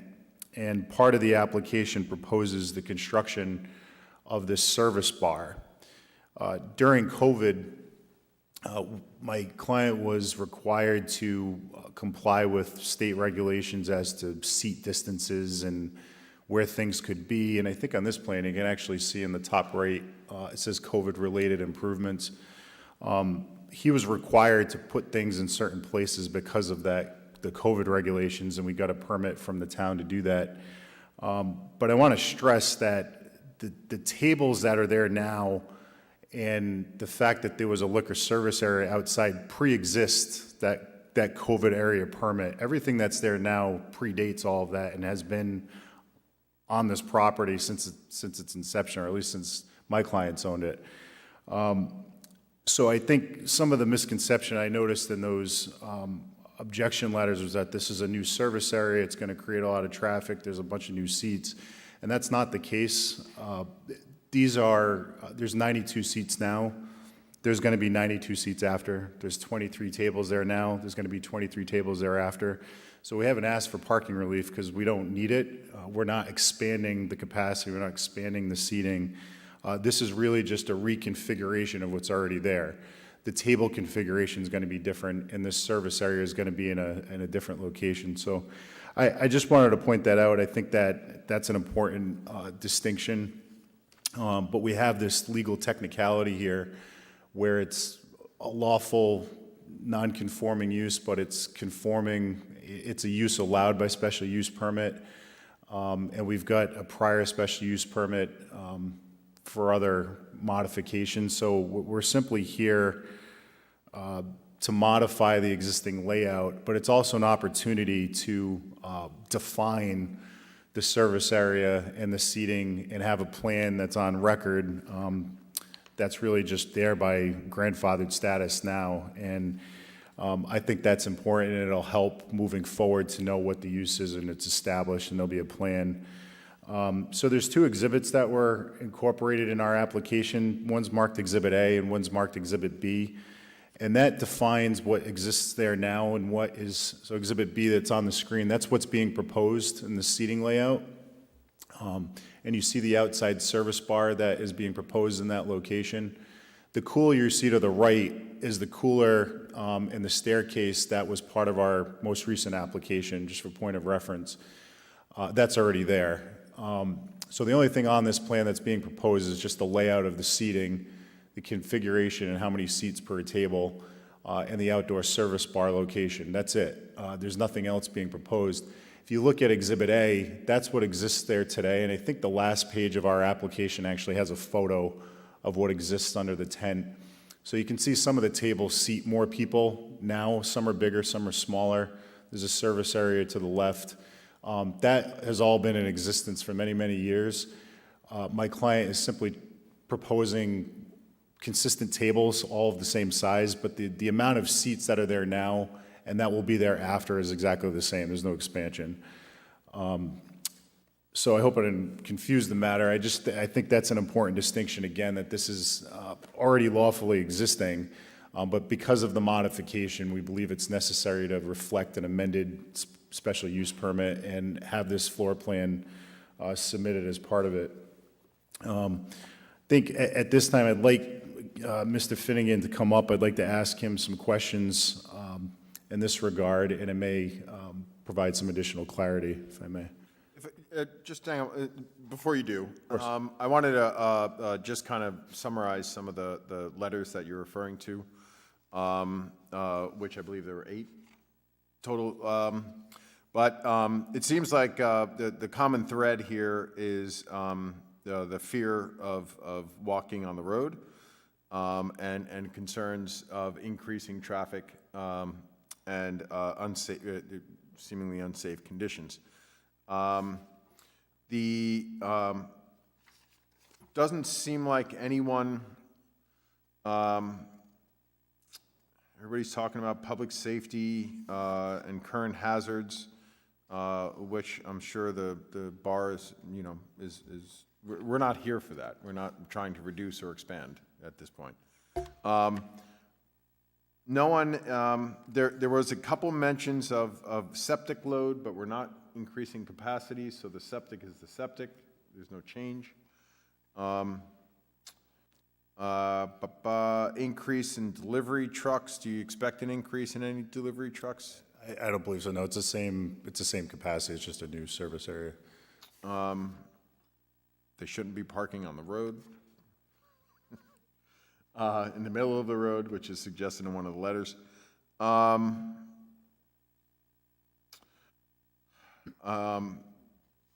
I'm not seeing, I guess the one thing that I would be concerned about in terms of an outdoor area would be noise. But you said this has been there for years? It already exists today. You don't have music outside? It's only inside? Well, he'll answer. I can have him answer that. But in all of these letters, there's really not any mention at all of noise or being a nuisance, which I would think. Obviously the traffic is the biggest concern. So, that being said, I didn't want to necessarily. Yep. Mr. Daniels, just one question. Sure. Not just one. You can ask us. Mr. Landry. In your description on the application, you said there's no proposed expansion of existing approved. Walk me through when the 92 seats appeared outside and how did they get there? Was that under COVID? No, so again, this is where it gets a little bit complicated. There was no, if you came in today to open a restaurant, I think there was an application even after us tonight. If you wanted to come in and open a restaurant in this zone with alcohol service, you would need to come to this board for a special use permit. Yes. You'd have to establish a plan and show your service areas and things of that nature. Problem with this is that this restaurant predates all of these modern regulations. At the time, you didn't need special relief, to my knowledge. And when Mr. Finnegan purchased the property, this area was used as an alcohol service area, had tables and seats. So these 92 seats are grandfathered, if you will, and predate modern regulations. There's never been a formal approval of this because it predates, and you're allowed to have a pre-existing non-conforming use continue unless it's modified or changed or intensified in some manner. And that's never taken place over the years. Mr. Finnegan has a liquor license that's renewed every December. All of this is part of that, and again, it's this grandfathered status. So when it was established, I'm not sure I could tell you an exact year. Maybe Kevin can enlighten you, but in his 35 years, he will testify that it's always been used in this manner, and these tables have been there. So to further my point, my question, was the outside area expanded when the COVID regulations came into effect? I don't believe so. The seating area, the service, and so on? No, it wasn't. So the seating numbers that I've provided existed pre-COVID, before that temporary use permit was issued. The only thing I believe, and again, Kevin can testify in more detail, was the seating widths, the seats and the capacity, not the capacity, but the table distances. I think it was 6 feet. They may have been less than that before. So to the extent there was a modification at that time, it was the distances between. The service area was put in the corner where it's at now for that purpose, but it was to comply with those regulations, but no seats were added, as far as I understand. When did the tent go up? The tent's been there 30 years in Okay. various configurations. Okay, I'm good for now. Mr. Gorman, I mean, is that, or Ms. Goins, is that accurate in terms of our understanding of the site's use? Personally, it's not my understanding, but I think it'd be the burden of the applicant to provide, prior to 2020 or COVID, showing that it was some form of evidence that it was used in that capacity. Not just testimony from the owner, or is that suffice? That, to me, is sufficient evidence. And I conferred with Attorney Landry before the meeting. Another thing he mentioned was, the town council approves the liquor licenses, right? So this restaurant has an active liquor license. And my understanding is typically the council approves some kind of layout and configuration. I'm sure this liquor license was approved decades ago, so I don't know what kind of information the council had in front of it at that time. But Now, what did the COVID rule do for the outside? Why did they need a COVID rule if it was already there? Or do you know that? I'm sorry, I missed it. It's okay. I No, apologize. Why did they need a ruling during COVID if it was already there? It was a requirement of the town. Every city and town pretty much had a rule where you could come to the town and apply for certain relief during COVID for outdoor seating. And you were required to come to the town with a permit and a plan, I believe. Kevin had already had this operation in place, but he was instructed to file for that application during COVID to continue his outdoor operation. And it was also to ensure compliance with the COVID regulations, that you were 6 feet apart and that noise complied, and many businesses in town had done that. But a lot of the businesses that utilized that permit didn't already have outdoor seating areas. You can think of a few in town, or did expand during COVID. And I can at least represent to you, based on what my client will testify, is it already existed. And that COVID permit was necessary to continue that outdoor operation and ensure it complied with the pandemic rules at the time. Well, sounds like we should have them come up and testify. Sure.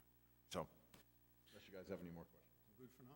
Okay, come on. So Okay, thank you. So I'd like to... hang on one sec. Mr. Rosen?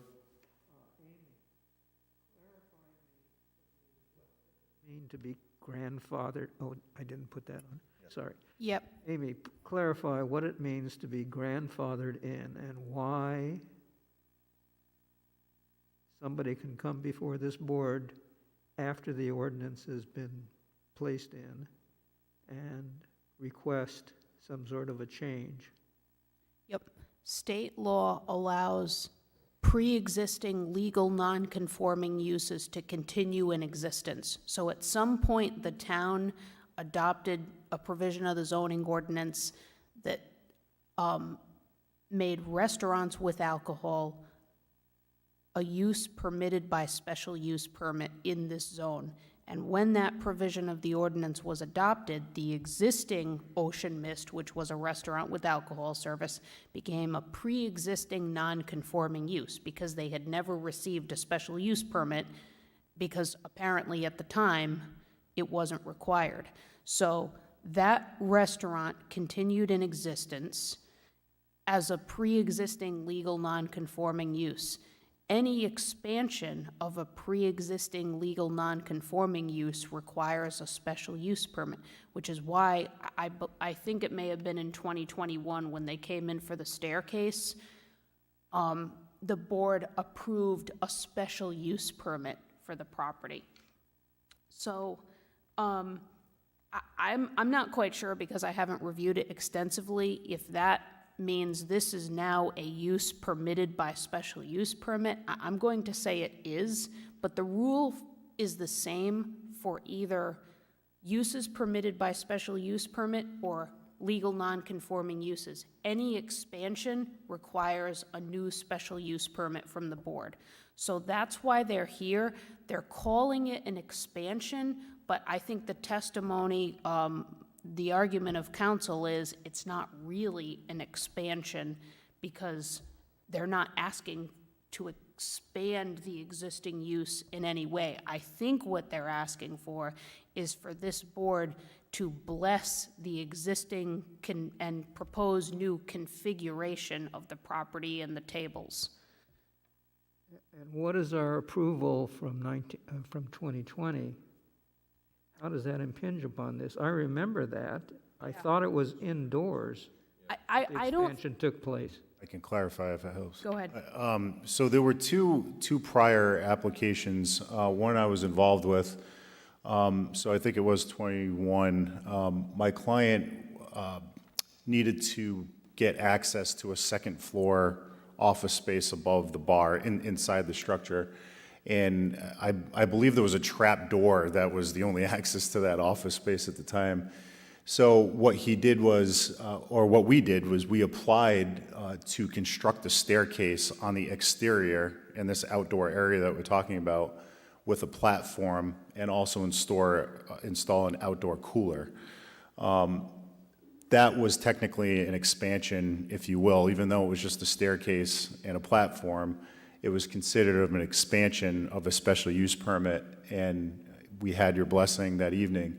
My recollection coming into that, there was a similar question of whether or not we needed the relief to do that because of this grandfathered status and wasn't an expansion. I remember from that meeting, there was a note, and I'm not sure if it was you, Jamie, or somebody had mentioned, there was a prior application for the building. There was an addition on the rear for was it the kitchen? I think it was the kitchen. And there was some dimensional relief needed, special use permit was needed, and that was the first time this property came in front of the board. And there was a determination made that because there was a special use permit granted at that point in time, and I'm not sure the exact year. Do you know what year about the kitchen? All right, so right sometime in the 90s there was a or maybe this is 2007. So that was my understanding is that was one of the first approvals of this board that considered this, and there was a special use permit and a variance granted at that time, even though this was a grandfathered use. And it's my understanding, and Jim, I'm not sure if it was you or not, somebody had acknowledged that because now there's a special use permit on record, any modification to this building and this property would need a further amendment to that special use permit. And that's traditionally how it works. So you get something approved by special use permit. My analogy to a new restaurant coming before you, we come with a plan, we get approved for a special use permit. We want to change something later on, we've got to come back to you to modify that. And this is a little bit untraditional because it's been in existence for so long. But I think because you've got this 2007 approval, the first time that somebody approved a special use permit for this, even though it was already in existence, we now are faced with the need to modify that every time we change something on this property. So that's really why we're here. That makes sense. It does. So are we then, is this decision solidifying the 90 people outside? Or is this now putting it on record that we're saying that's okay? Yeah, to the extent that that wasn't specifically mentioned or granted in the 2007 decision or whatever the year of the prior decision was, yes, that's what this is. And so we're confident by your testimony that this is the same capacity as the building has been for some time? I will have him testify to that, yes. And I will go even so far as to concede that this plan that's in front of you, if it is to be approved, that we're going to be stuck to this, and that if we're going to change this, we're going to have to come back to you. So I do acknowledge that. I understand that, where there may have been some room to modify before without the need for relief. But this will be the plan that's approved going forward, at least as to the outdoor seating, and we would need to come back to modify it. One other question. With respect to most of the restaurants that come in here, there has to be some sort of a parking approval too, isn't there? And does it or not apply in this case? When any use that requires parking or this application, in my opinion, doesn't need parking relief because they're not proposing to add seats, right? And the parking requirement in the ordinance for restaurants is driven by number of seats. So the testimony is there's no change in existing and proposed 92 seats. I don't know whether the zoning board previously granted relief for parking. If not, then any parking deficiency is pre-existing non-conforming. And they, in my opinion, it's not really relevant tonight, but in my opinion, as we know, we no longer grant special use permits in conjunction with dimensional variances. So unless that's legalized at some point by the council, I don't think they could get relief for parking, because any addition, any expansion of capacity, any true expansion would require a new special use permit. So I think the short answer is parking tonight isn't relevant because the council has testified, and you're going to hear from the owner, that there's no proposed increase in capacity.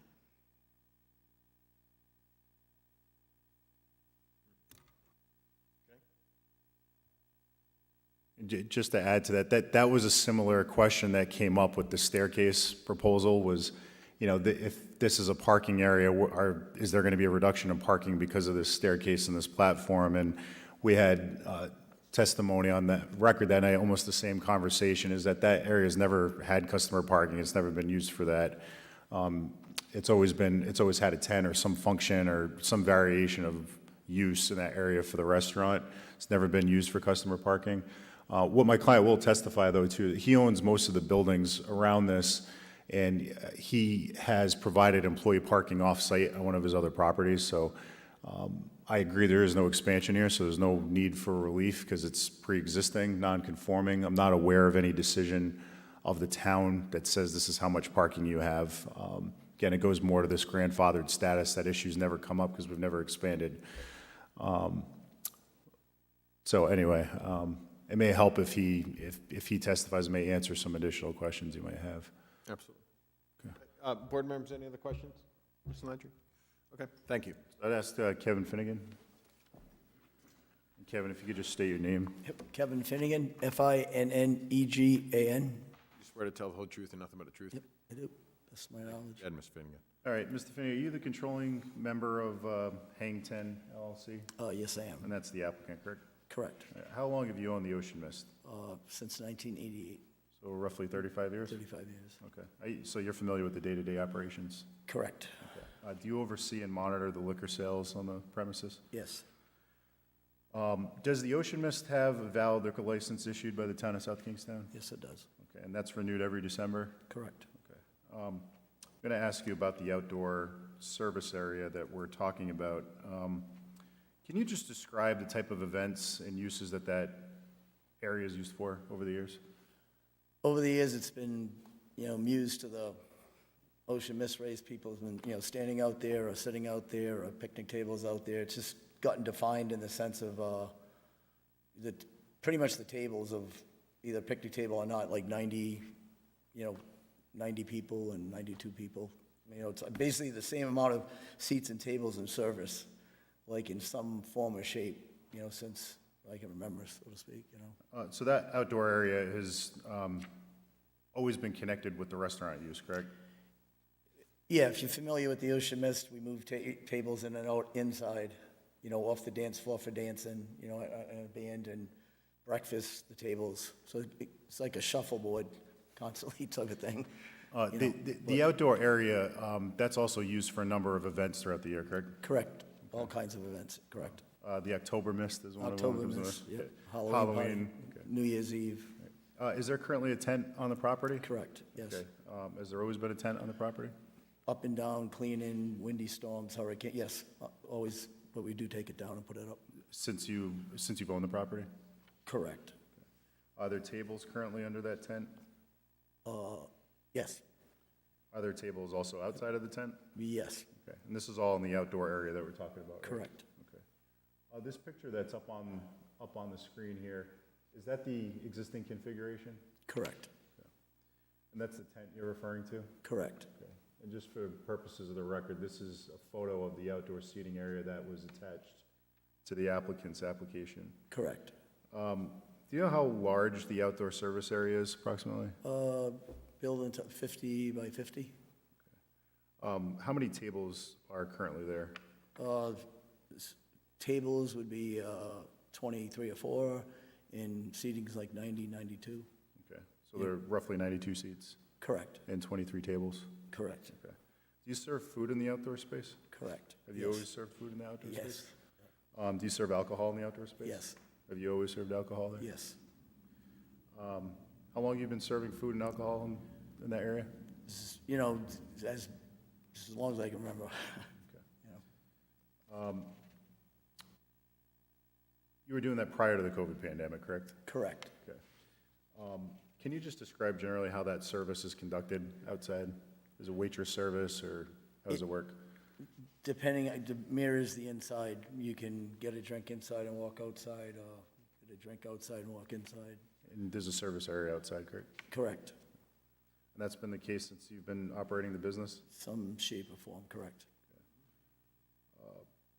The area's never been used for customer parking, is that correct? No. Do you recall getting an emergency use permit from the town of South Kingstown? Say that again? I'm sorry, during COVID, do you recall getting a temporary use permit? Yes. From the town? Okay. Yes.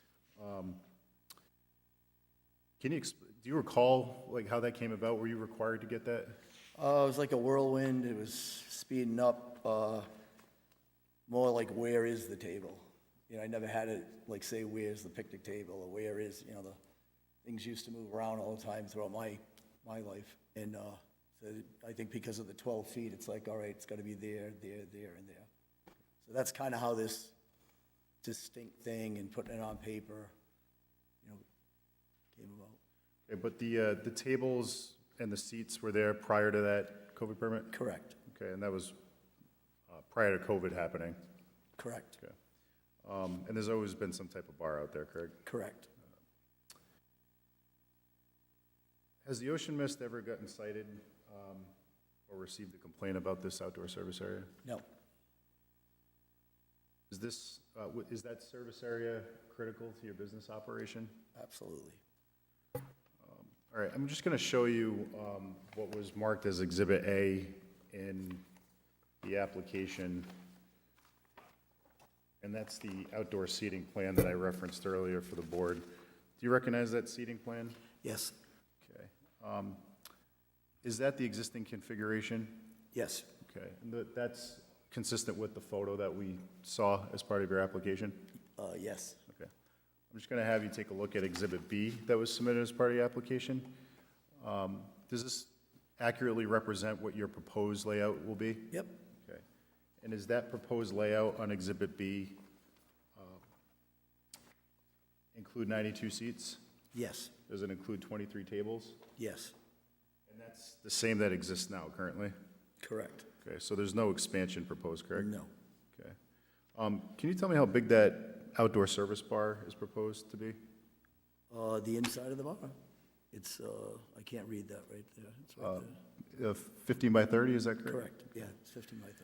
Okay, so it's your testimony that there's no increase in the seating proposed, correct? Correct. Okay. You're only proposing to modify the seating layout, correct? Yeah, I just, in my head, like I said, I wrote this down before I came. Same amount of seats, tables, and service as in the past, just different configurations. Kind of like the inside of the Ocean Mist. Okay. Is it your understanding that a restaurant use with alcohol is permitted on the property? Yes. And that's how the property's been used for many years? Yes. Okay. Since you've owned it? Correct. Okay. Approximately 35 years? Correct. Can you just describe the general character of this area? Commercial neighborhood, downtown Matunic. And you own a number of the properties in the area, correct? Yes. Both commercial and residential? Yeah, mostly CN, yes. Okay. Those other businesses include other bars and restaurants, right? 2 others, correct. Okay, and there's also shops? Shops, surf shops, coffee shops, pizza shop, things like that. In your opinion, will the construction of this service bar have any negative impact on the character of the area? Nope, This is a commercial establishment? correct, It'll continue to be a commercial establishment? correct, And the service area already exists, correct? correct. Do you, strike that, will the construction of the service bar have any impact on ingress and egress to the property? No, Will the service bar have any impact on pedestrian safety? no, Will this service area and modification have any impact on off-street parking or loading areas? I mean, what exists, and I believe the town, and we're all working on it, but this as it is, it's the same as it was yesterday, the same as it is today. Do you provide employee parking, Yes, off-street parking? yes. Okay, on one of your own properties, correct? Yeah, just actually took another, about 35, 40 cars off, that would park on the street or do sort of things, that's just recent. So you've actually helped to reduce the impacts of employee parking? It's kind of the past, we got approval from CRMC for a maintenance permit on the property across the street, and so we just completed a little bit of that. We're gonna finish it at the end of the summer, but that alone just, I think was 35, 40 cars. 70 employees on a course of a day. Do you perceive any impacts to the trash and storage areas that currently there? It'd be identical. Okay. How about deliveries? Same problem, same exact, not more. It's not going to be impacted anyway? No, Okay. I don't believe so. Will the service bar be complementary to your existing business? Yeah. And the service area is consistent with how this outdoor area has been used historically? Yep. Okay. Yes. And again, I know we've covered this, but there's no expansion to seating or tables, correct? No. I don't have any additional questions unless the board has any. Hey, thank you, Mr. Finnegan. Board members, questions? Mr. Daniels. Thank you, Mr. Chairman. When the COVID restrictions came into being, you were required to move seating 6 feet apart and other requirements with regard to dimensions, right? Did you remove any tables and chairs and seating during that time to accommodate the requirements under the COVID regulations? Oh, yeah, it would go way down, way down.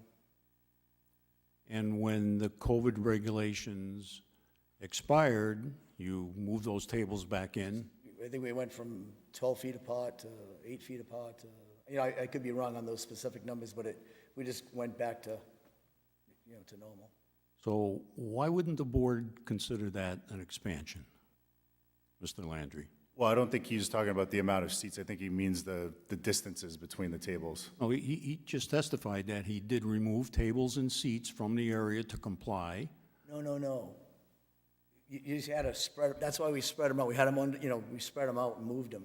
So they fit in the same area? Yeah, the same area. Even though you had to separate them by 6 Yeah, just juggled them around feet? instead of like, if you go to the Ocean Mist now inside, you put all the tables. You didn't reduce the seating, in other words? You did not No, reduce the seating under COVID? Oh. I think there's times you couldn't even stand up, you couldn't sit. I guess that would be, right? You testified that the seats existing prior to COVID are the same that have existed after COVID. Yeah.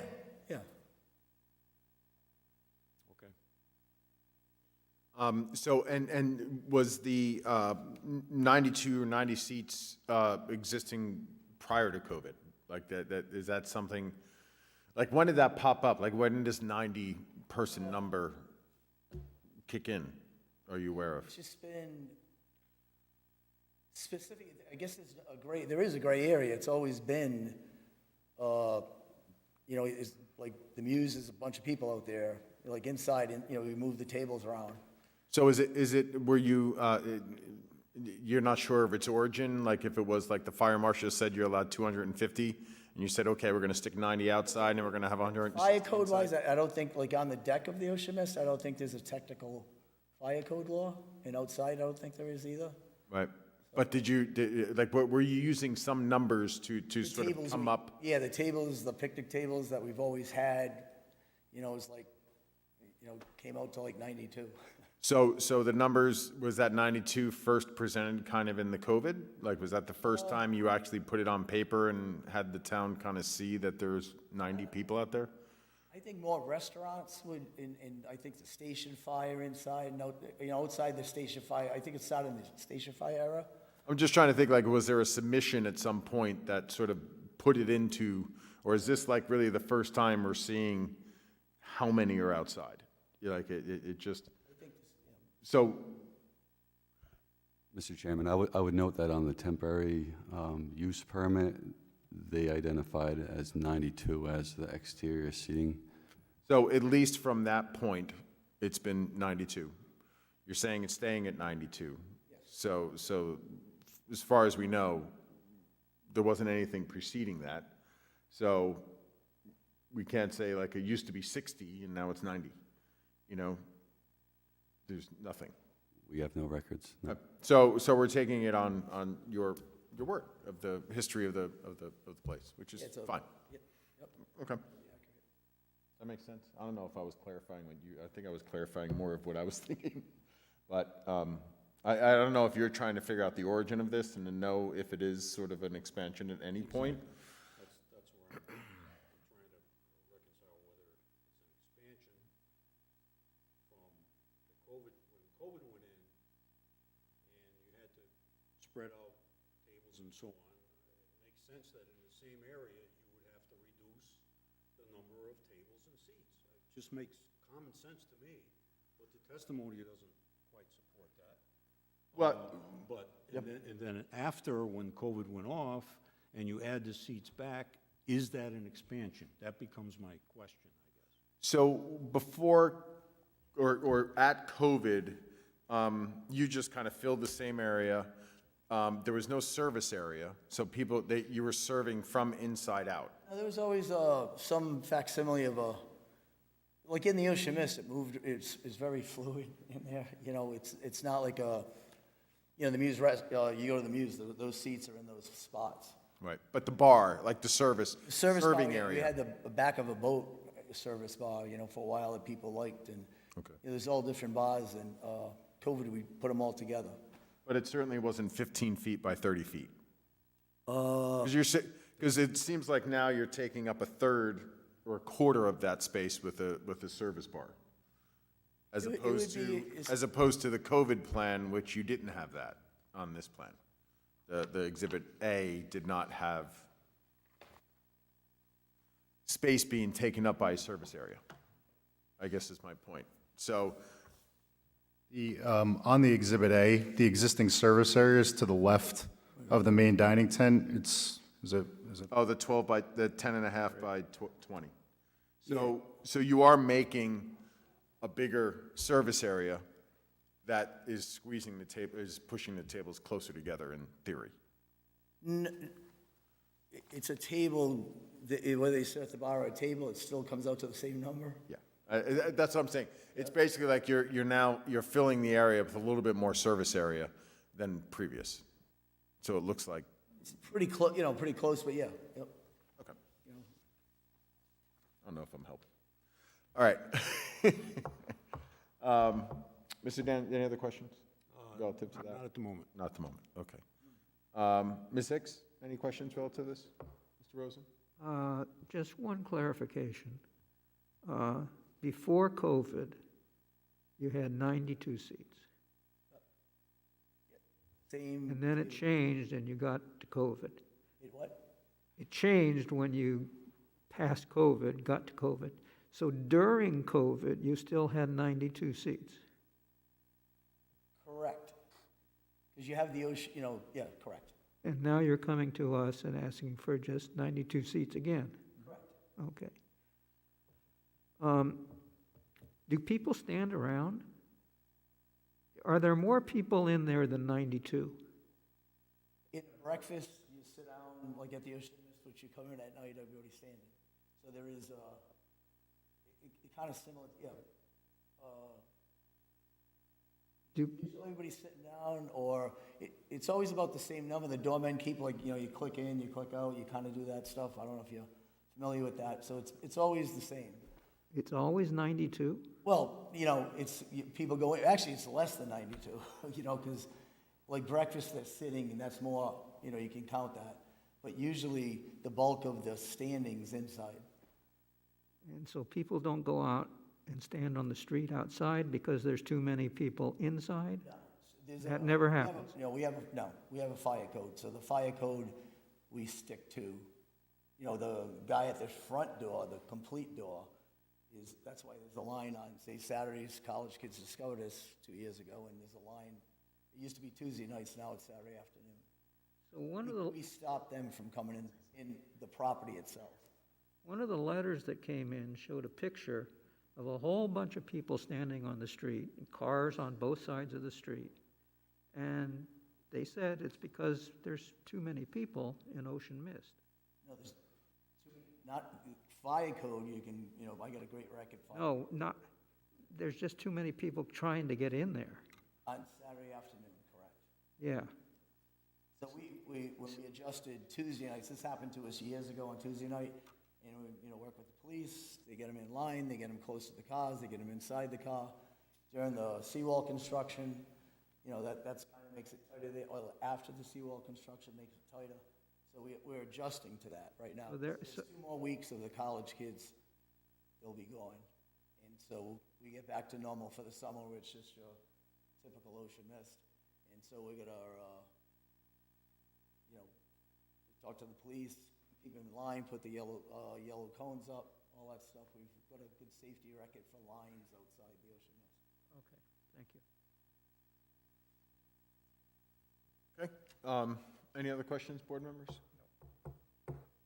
All right now. You guys have anything else to add? I think we're all set. You all set? Thank you. Thank you. Anybody left out there that wants to speak in behalf of this petition, either for or against? Is there anyone out there that sent in a letter? No? No one sent a letter in? I'd be curious if anyone had sent in a letter just to find out if some of their concerns have been addressed. Does anybody want to speak out there? No? Hand gestures? Nothing? Okay. So, sounds like it's up to us at this point. If there's anything added. Mr. Daniels? Just to address some of the letters, it sounds, from reading the letters and trying to get a gist of what people are concerned about, it seems to me that it's a law enforcement issue. Person has a problem with traffic or parking, you call the police department. If they have a problem with getting trucks, safety vehicles down the road because there's delivery vehicles blocking the road, making access difficult, then that becomes an issue for the traffic people at the police department. So it is what it is. It's not going to change. The traffic is there. There's going to be people standing in the streets. It's not going to change. The question of expansion is, I think, is resolved for the most part. It is what it is. And I think that if people in the area really have an issue, that's what they need to do. Talk to your councilman, go to the police department, go elsewhere. But it's not for us to deal with those, in my opinion, to deal with those issues. And there doesn't seem to be any overwhelming testimony that would lead us in a different direction here other than the letters we have on file. Yeah. Okay. Thank you, Mr. Daniels. Mr. Rosen? Yeah, Any thoughts? I concur with Mr. Daniels. I'm wondering, does this have to go back before the town council after it's here? No. I would say yes. Because if it's an expansion to the liquor service area? We can explore that. I don't think it's necessary because this has already been part of the liquor service area. But I will ensure if we need to, we will go. But this, again, has historically always been part of that, so to the extent we need it, certainly we will. I don't think it's necessary. I'll have to look into, I'll have to look into that. Okay, thank you. Yeah, that's my question, is if people have concerns, they should go to the town council. I mean, this is the wrong place. Our hands are more or less tied, especially since this is grandfathered in and it's explained to me if there's no expansion, or from our point of view, then we just have to approve it, and it is what it is, as Mr. Daniel said. Right. So I might have qualms about this. I was down there. It is, even during the middle of the day when I was there, it was difficult to maneuver my car one place to another. It's not a very good place for traffic and safety and all that type of stuff, particularly during the summer or during the college year, the university when it's in and around. But there's a lot of towns in New England that have the same problem. I've been into some of them, and traffic's backed up. People are walking all over the place. So, yeah, I'm going to have to vote yes. Ms. Hicks? I agree that sort of rejecting this won't necessarily reduce any of the concerns by the neighbors. It's funny, I was commenting in my head today as I'm trying to navigate through Providence and how two cars can't fit down the street because there are people parked on either side, and wondering about emergency vehicles and everything else, and this is just in Providence. So, I think, there are many areas in our state, because a lot of these areas are predate sort of good zoning rules, to allow sort of movement of vehicles and safe parking and so forth. So it's at times sort of a matter of people just being a little bit considerate and pausing, and hopefully being safe as they pass areas that have a little bit of congestion, especially around the beaches, and where there are some pre-existing permitted uses where you might have a facility that accommodates gatherings of people. So I think, having this area, sort of identified as a seating area, I think sort of helps the town sort of manage it a little bit better. It sounds like we don't have much of a documented history as to how many or how much are allowed in these areas, but it seems like now we're doing that.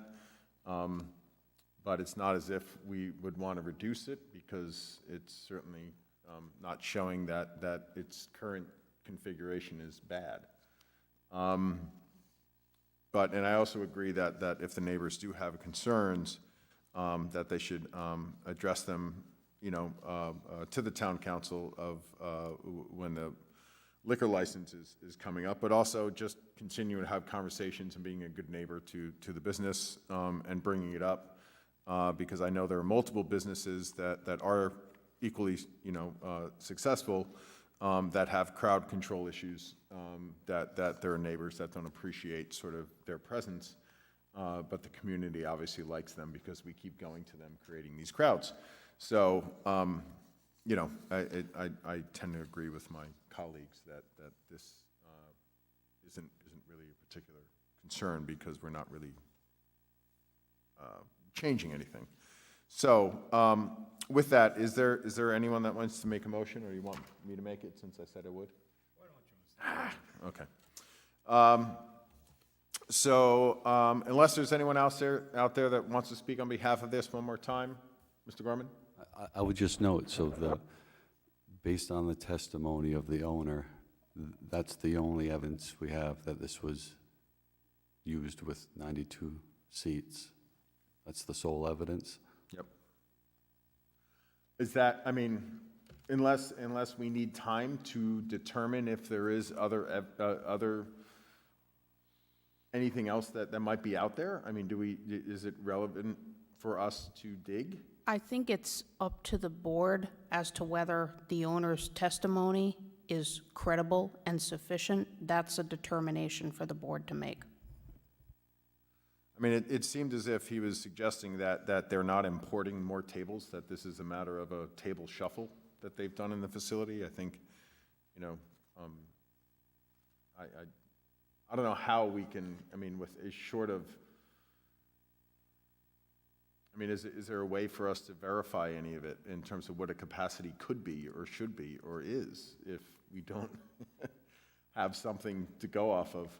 I mean, as I said, is it just a matter of capacity of the fire marshal and then sort of working from there and saying that you can throw here, sort of thing?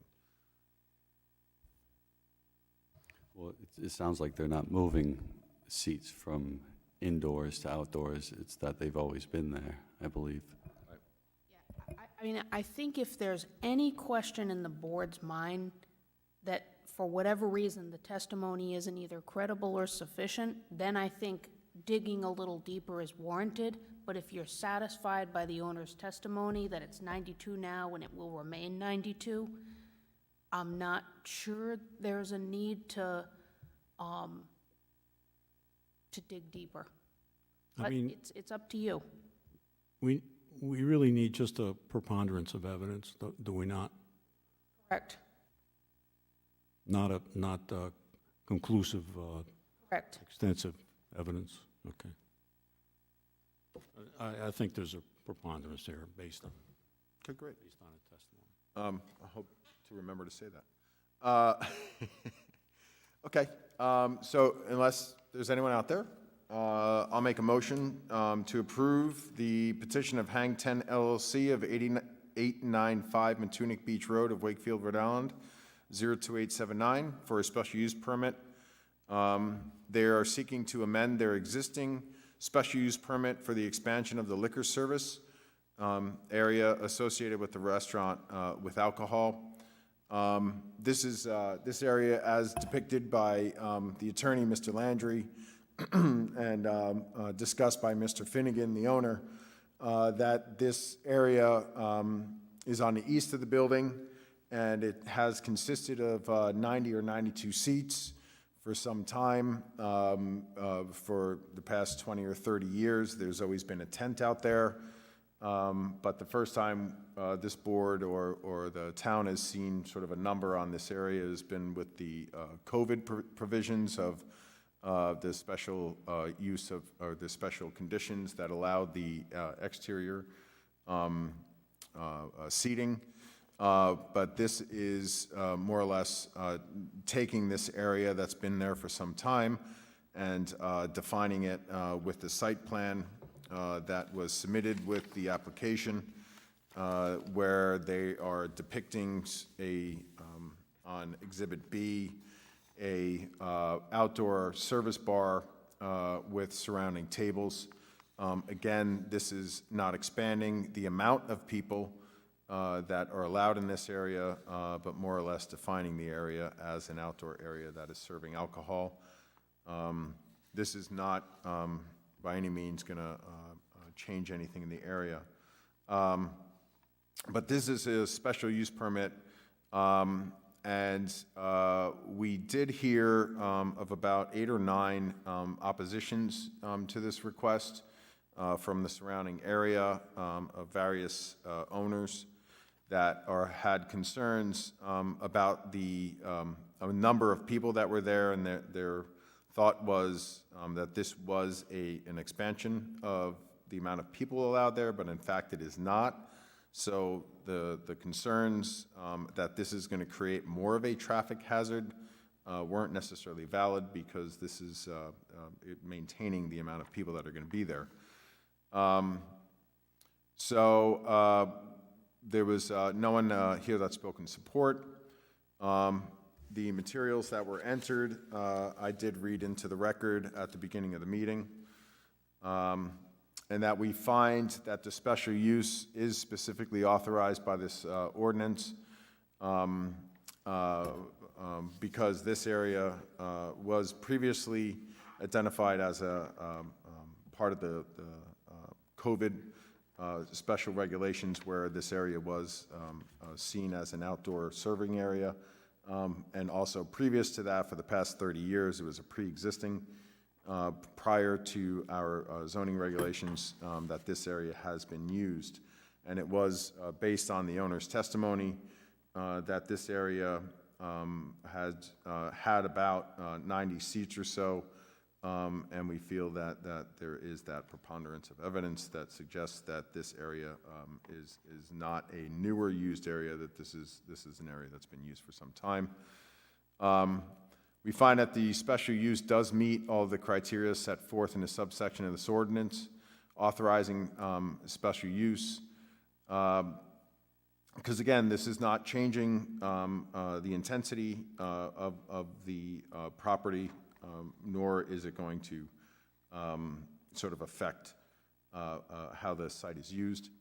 The board, in granting this special use permit, will find that it will not alter the general character of the surrounding area or impair the intent or purpose of this ordinance or the comprehensive plan for the town. We have considered whether or not satisfactory provisions and arrangements have or will be made concerning, but not limited to, the following matters. Ingress and egress, again, we're not changing capacity, and this area has been used previously, so it's not as if this is something that's going to change. Off-street parking, loading areas are remaining the same. The trash storage and delivery areas are remaining the same. Utilities are remaining the same. There's no additional screening or buffering because this is a pre-existing use for this location of the service area. No exterior signs. There was no testimony of additional lighting that's needed for it. There's no required yards or any other open space. And general compatibility with lots in the same or abutting zoning districts. I mean, this is a really unique area, but this is a commercial industrial area. But the board recognizes that it is a pretty constrictive area, and that caution does have to be taken in traveling this area. But the owner and the business have demonstrated that they can sort of manage the crowds and manage the parking and vehicles and so forth, knowing that it is a tight area. So they will continue to do that. There are no conditions on this, and with that, I'd like to make a motion to approve. Can I get a second? Second. Second by Mr. Daniels. Any other discussion? Just one question. Yes. I'm sorry if it was already answered. Is there an application to CRMC that's required after this? That's a good question. We have an existing maintenance ascent that started in the COVID times for some modifications. When we did the staircase platform project, we were able to piggyback on that maintenance ascent. We may be able to do the same thing here, but I expect we'll have to get them involved, whether it's a new application or that modification ascent. So this should be considered a conditional approval with the 2-year expiration then? So moved. I'll have that amended to the motion that they get a two-year. Second by Mr. Daniels. Any other discussion? Hearing none. Mr. Cagnetta, aye. Mr. Daniels? Aye. Mr. Rosen? Aye. Ms. Hicks? Aye. Motion passes. Good luck. Thank you. Okay. So we have the minutes from April 19th. Any changes, discussion? Move approval. So moved. All in favor? Aye. June 21st. Everyone's going to be here?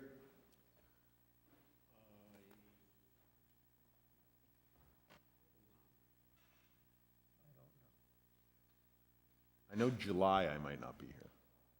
I might. I'll find out. We already decided on the 31st for our next meeting, which is a continuance, right? No, they're all new. No, the 31st. from today. Right, right, but they're all fresh. There wasn't any previous testimony.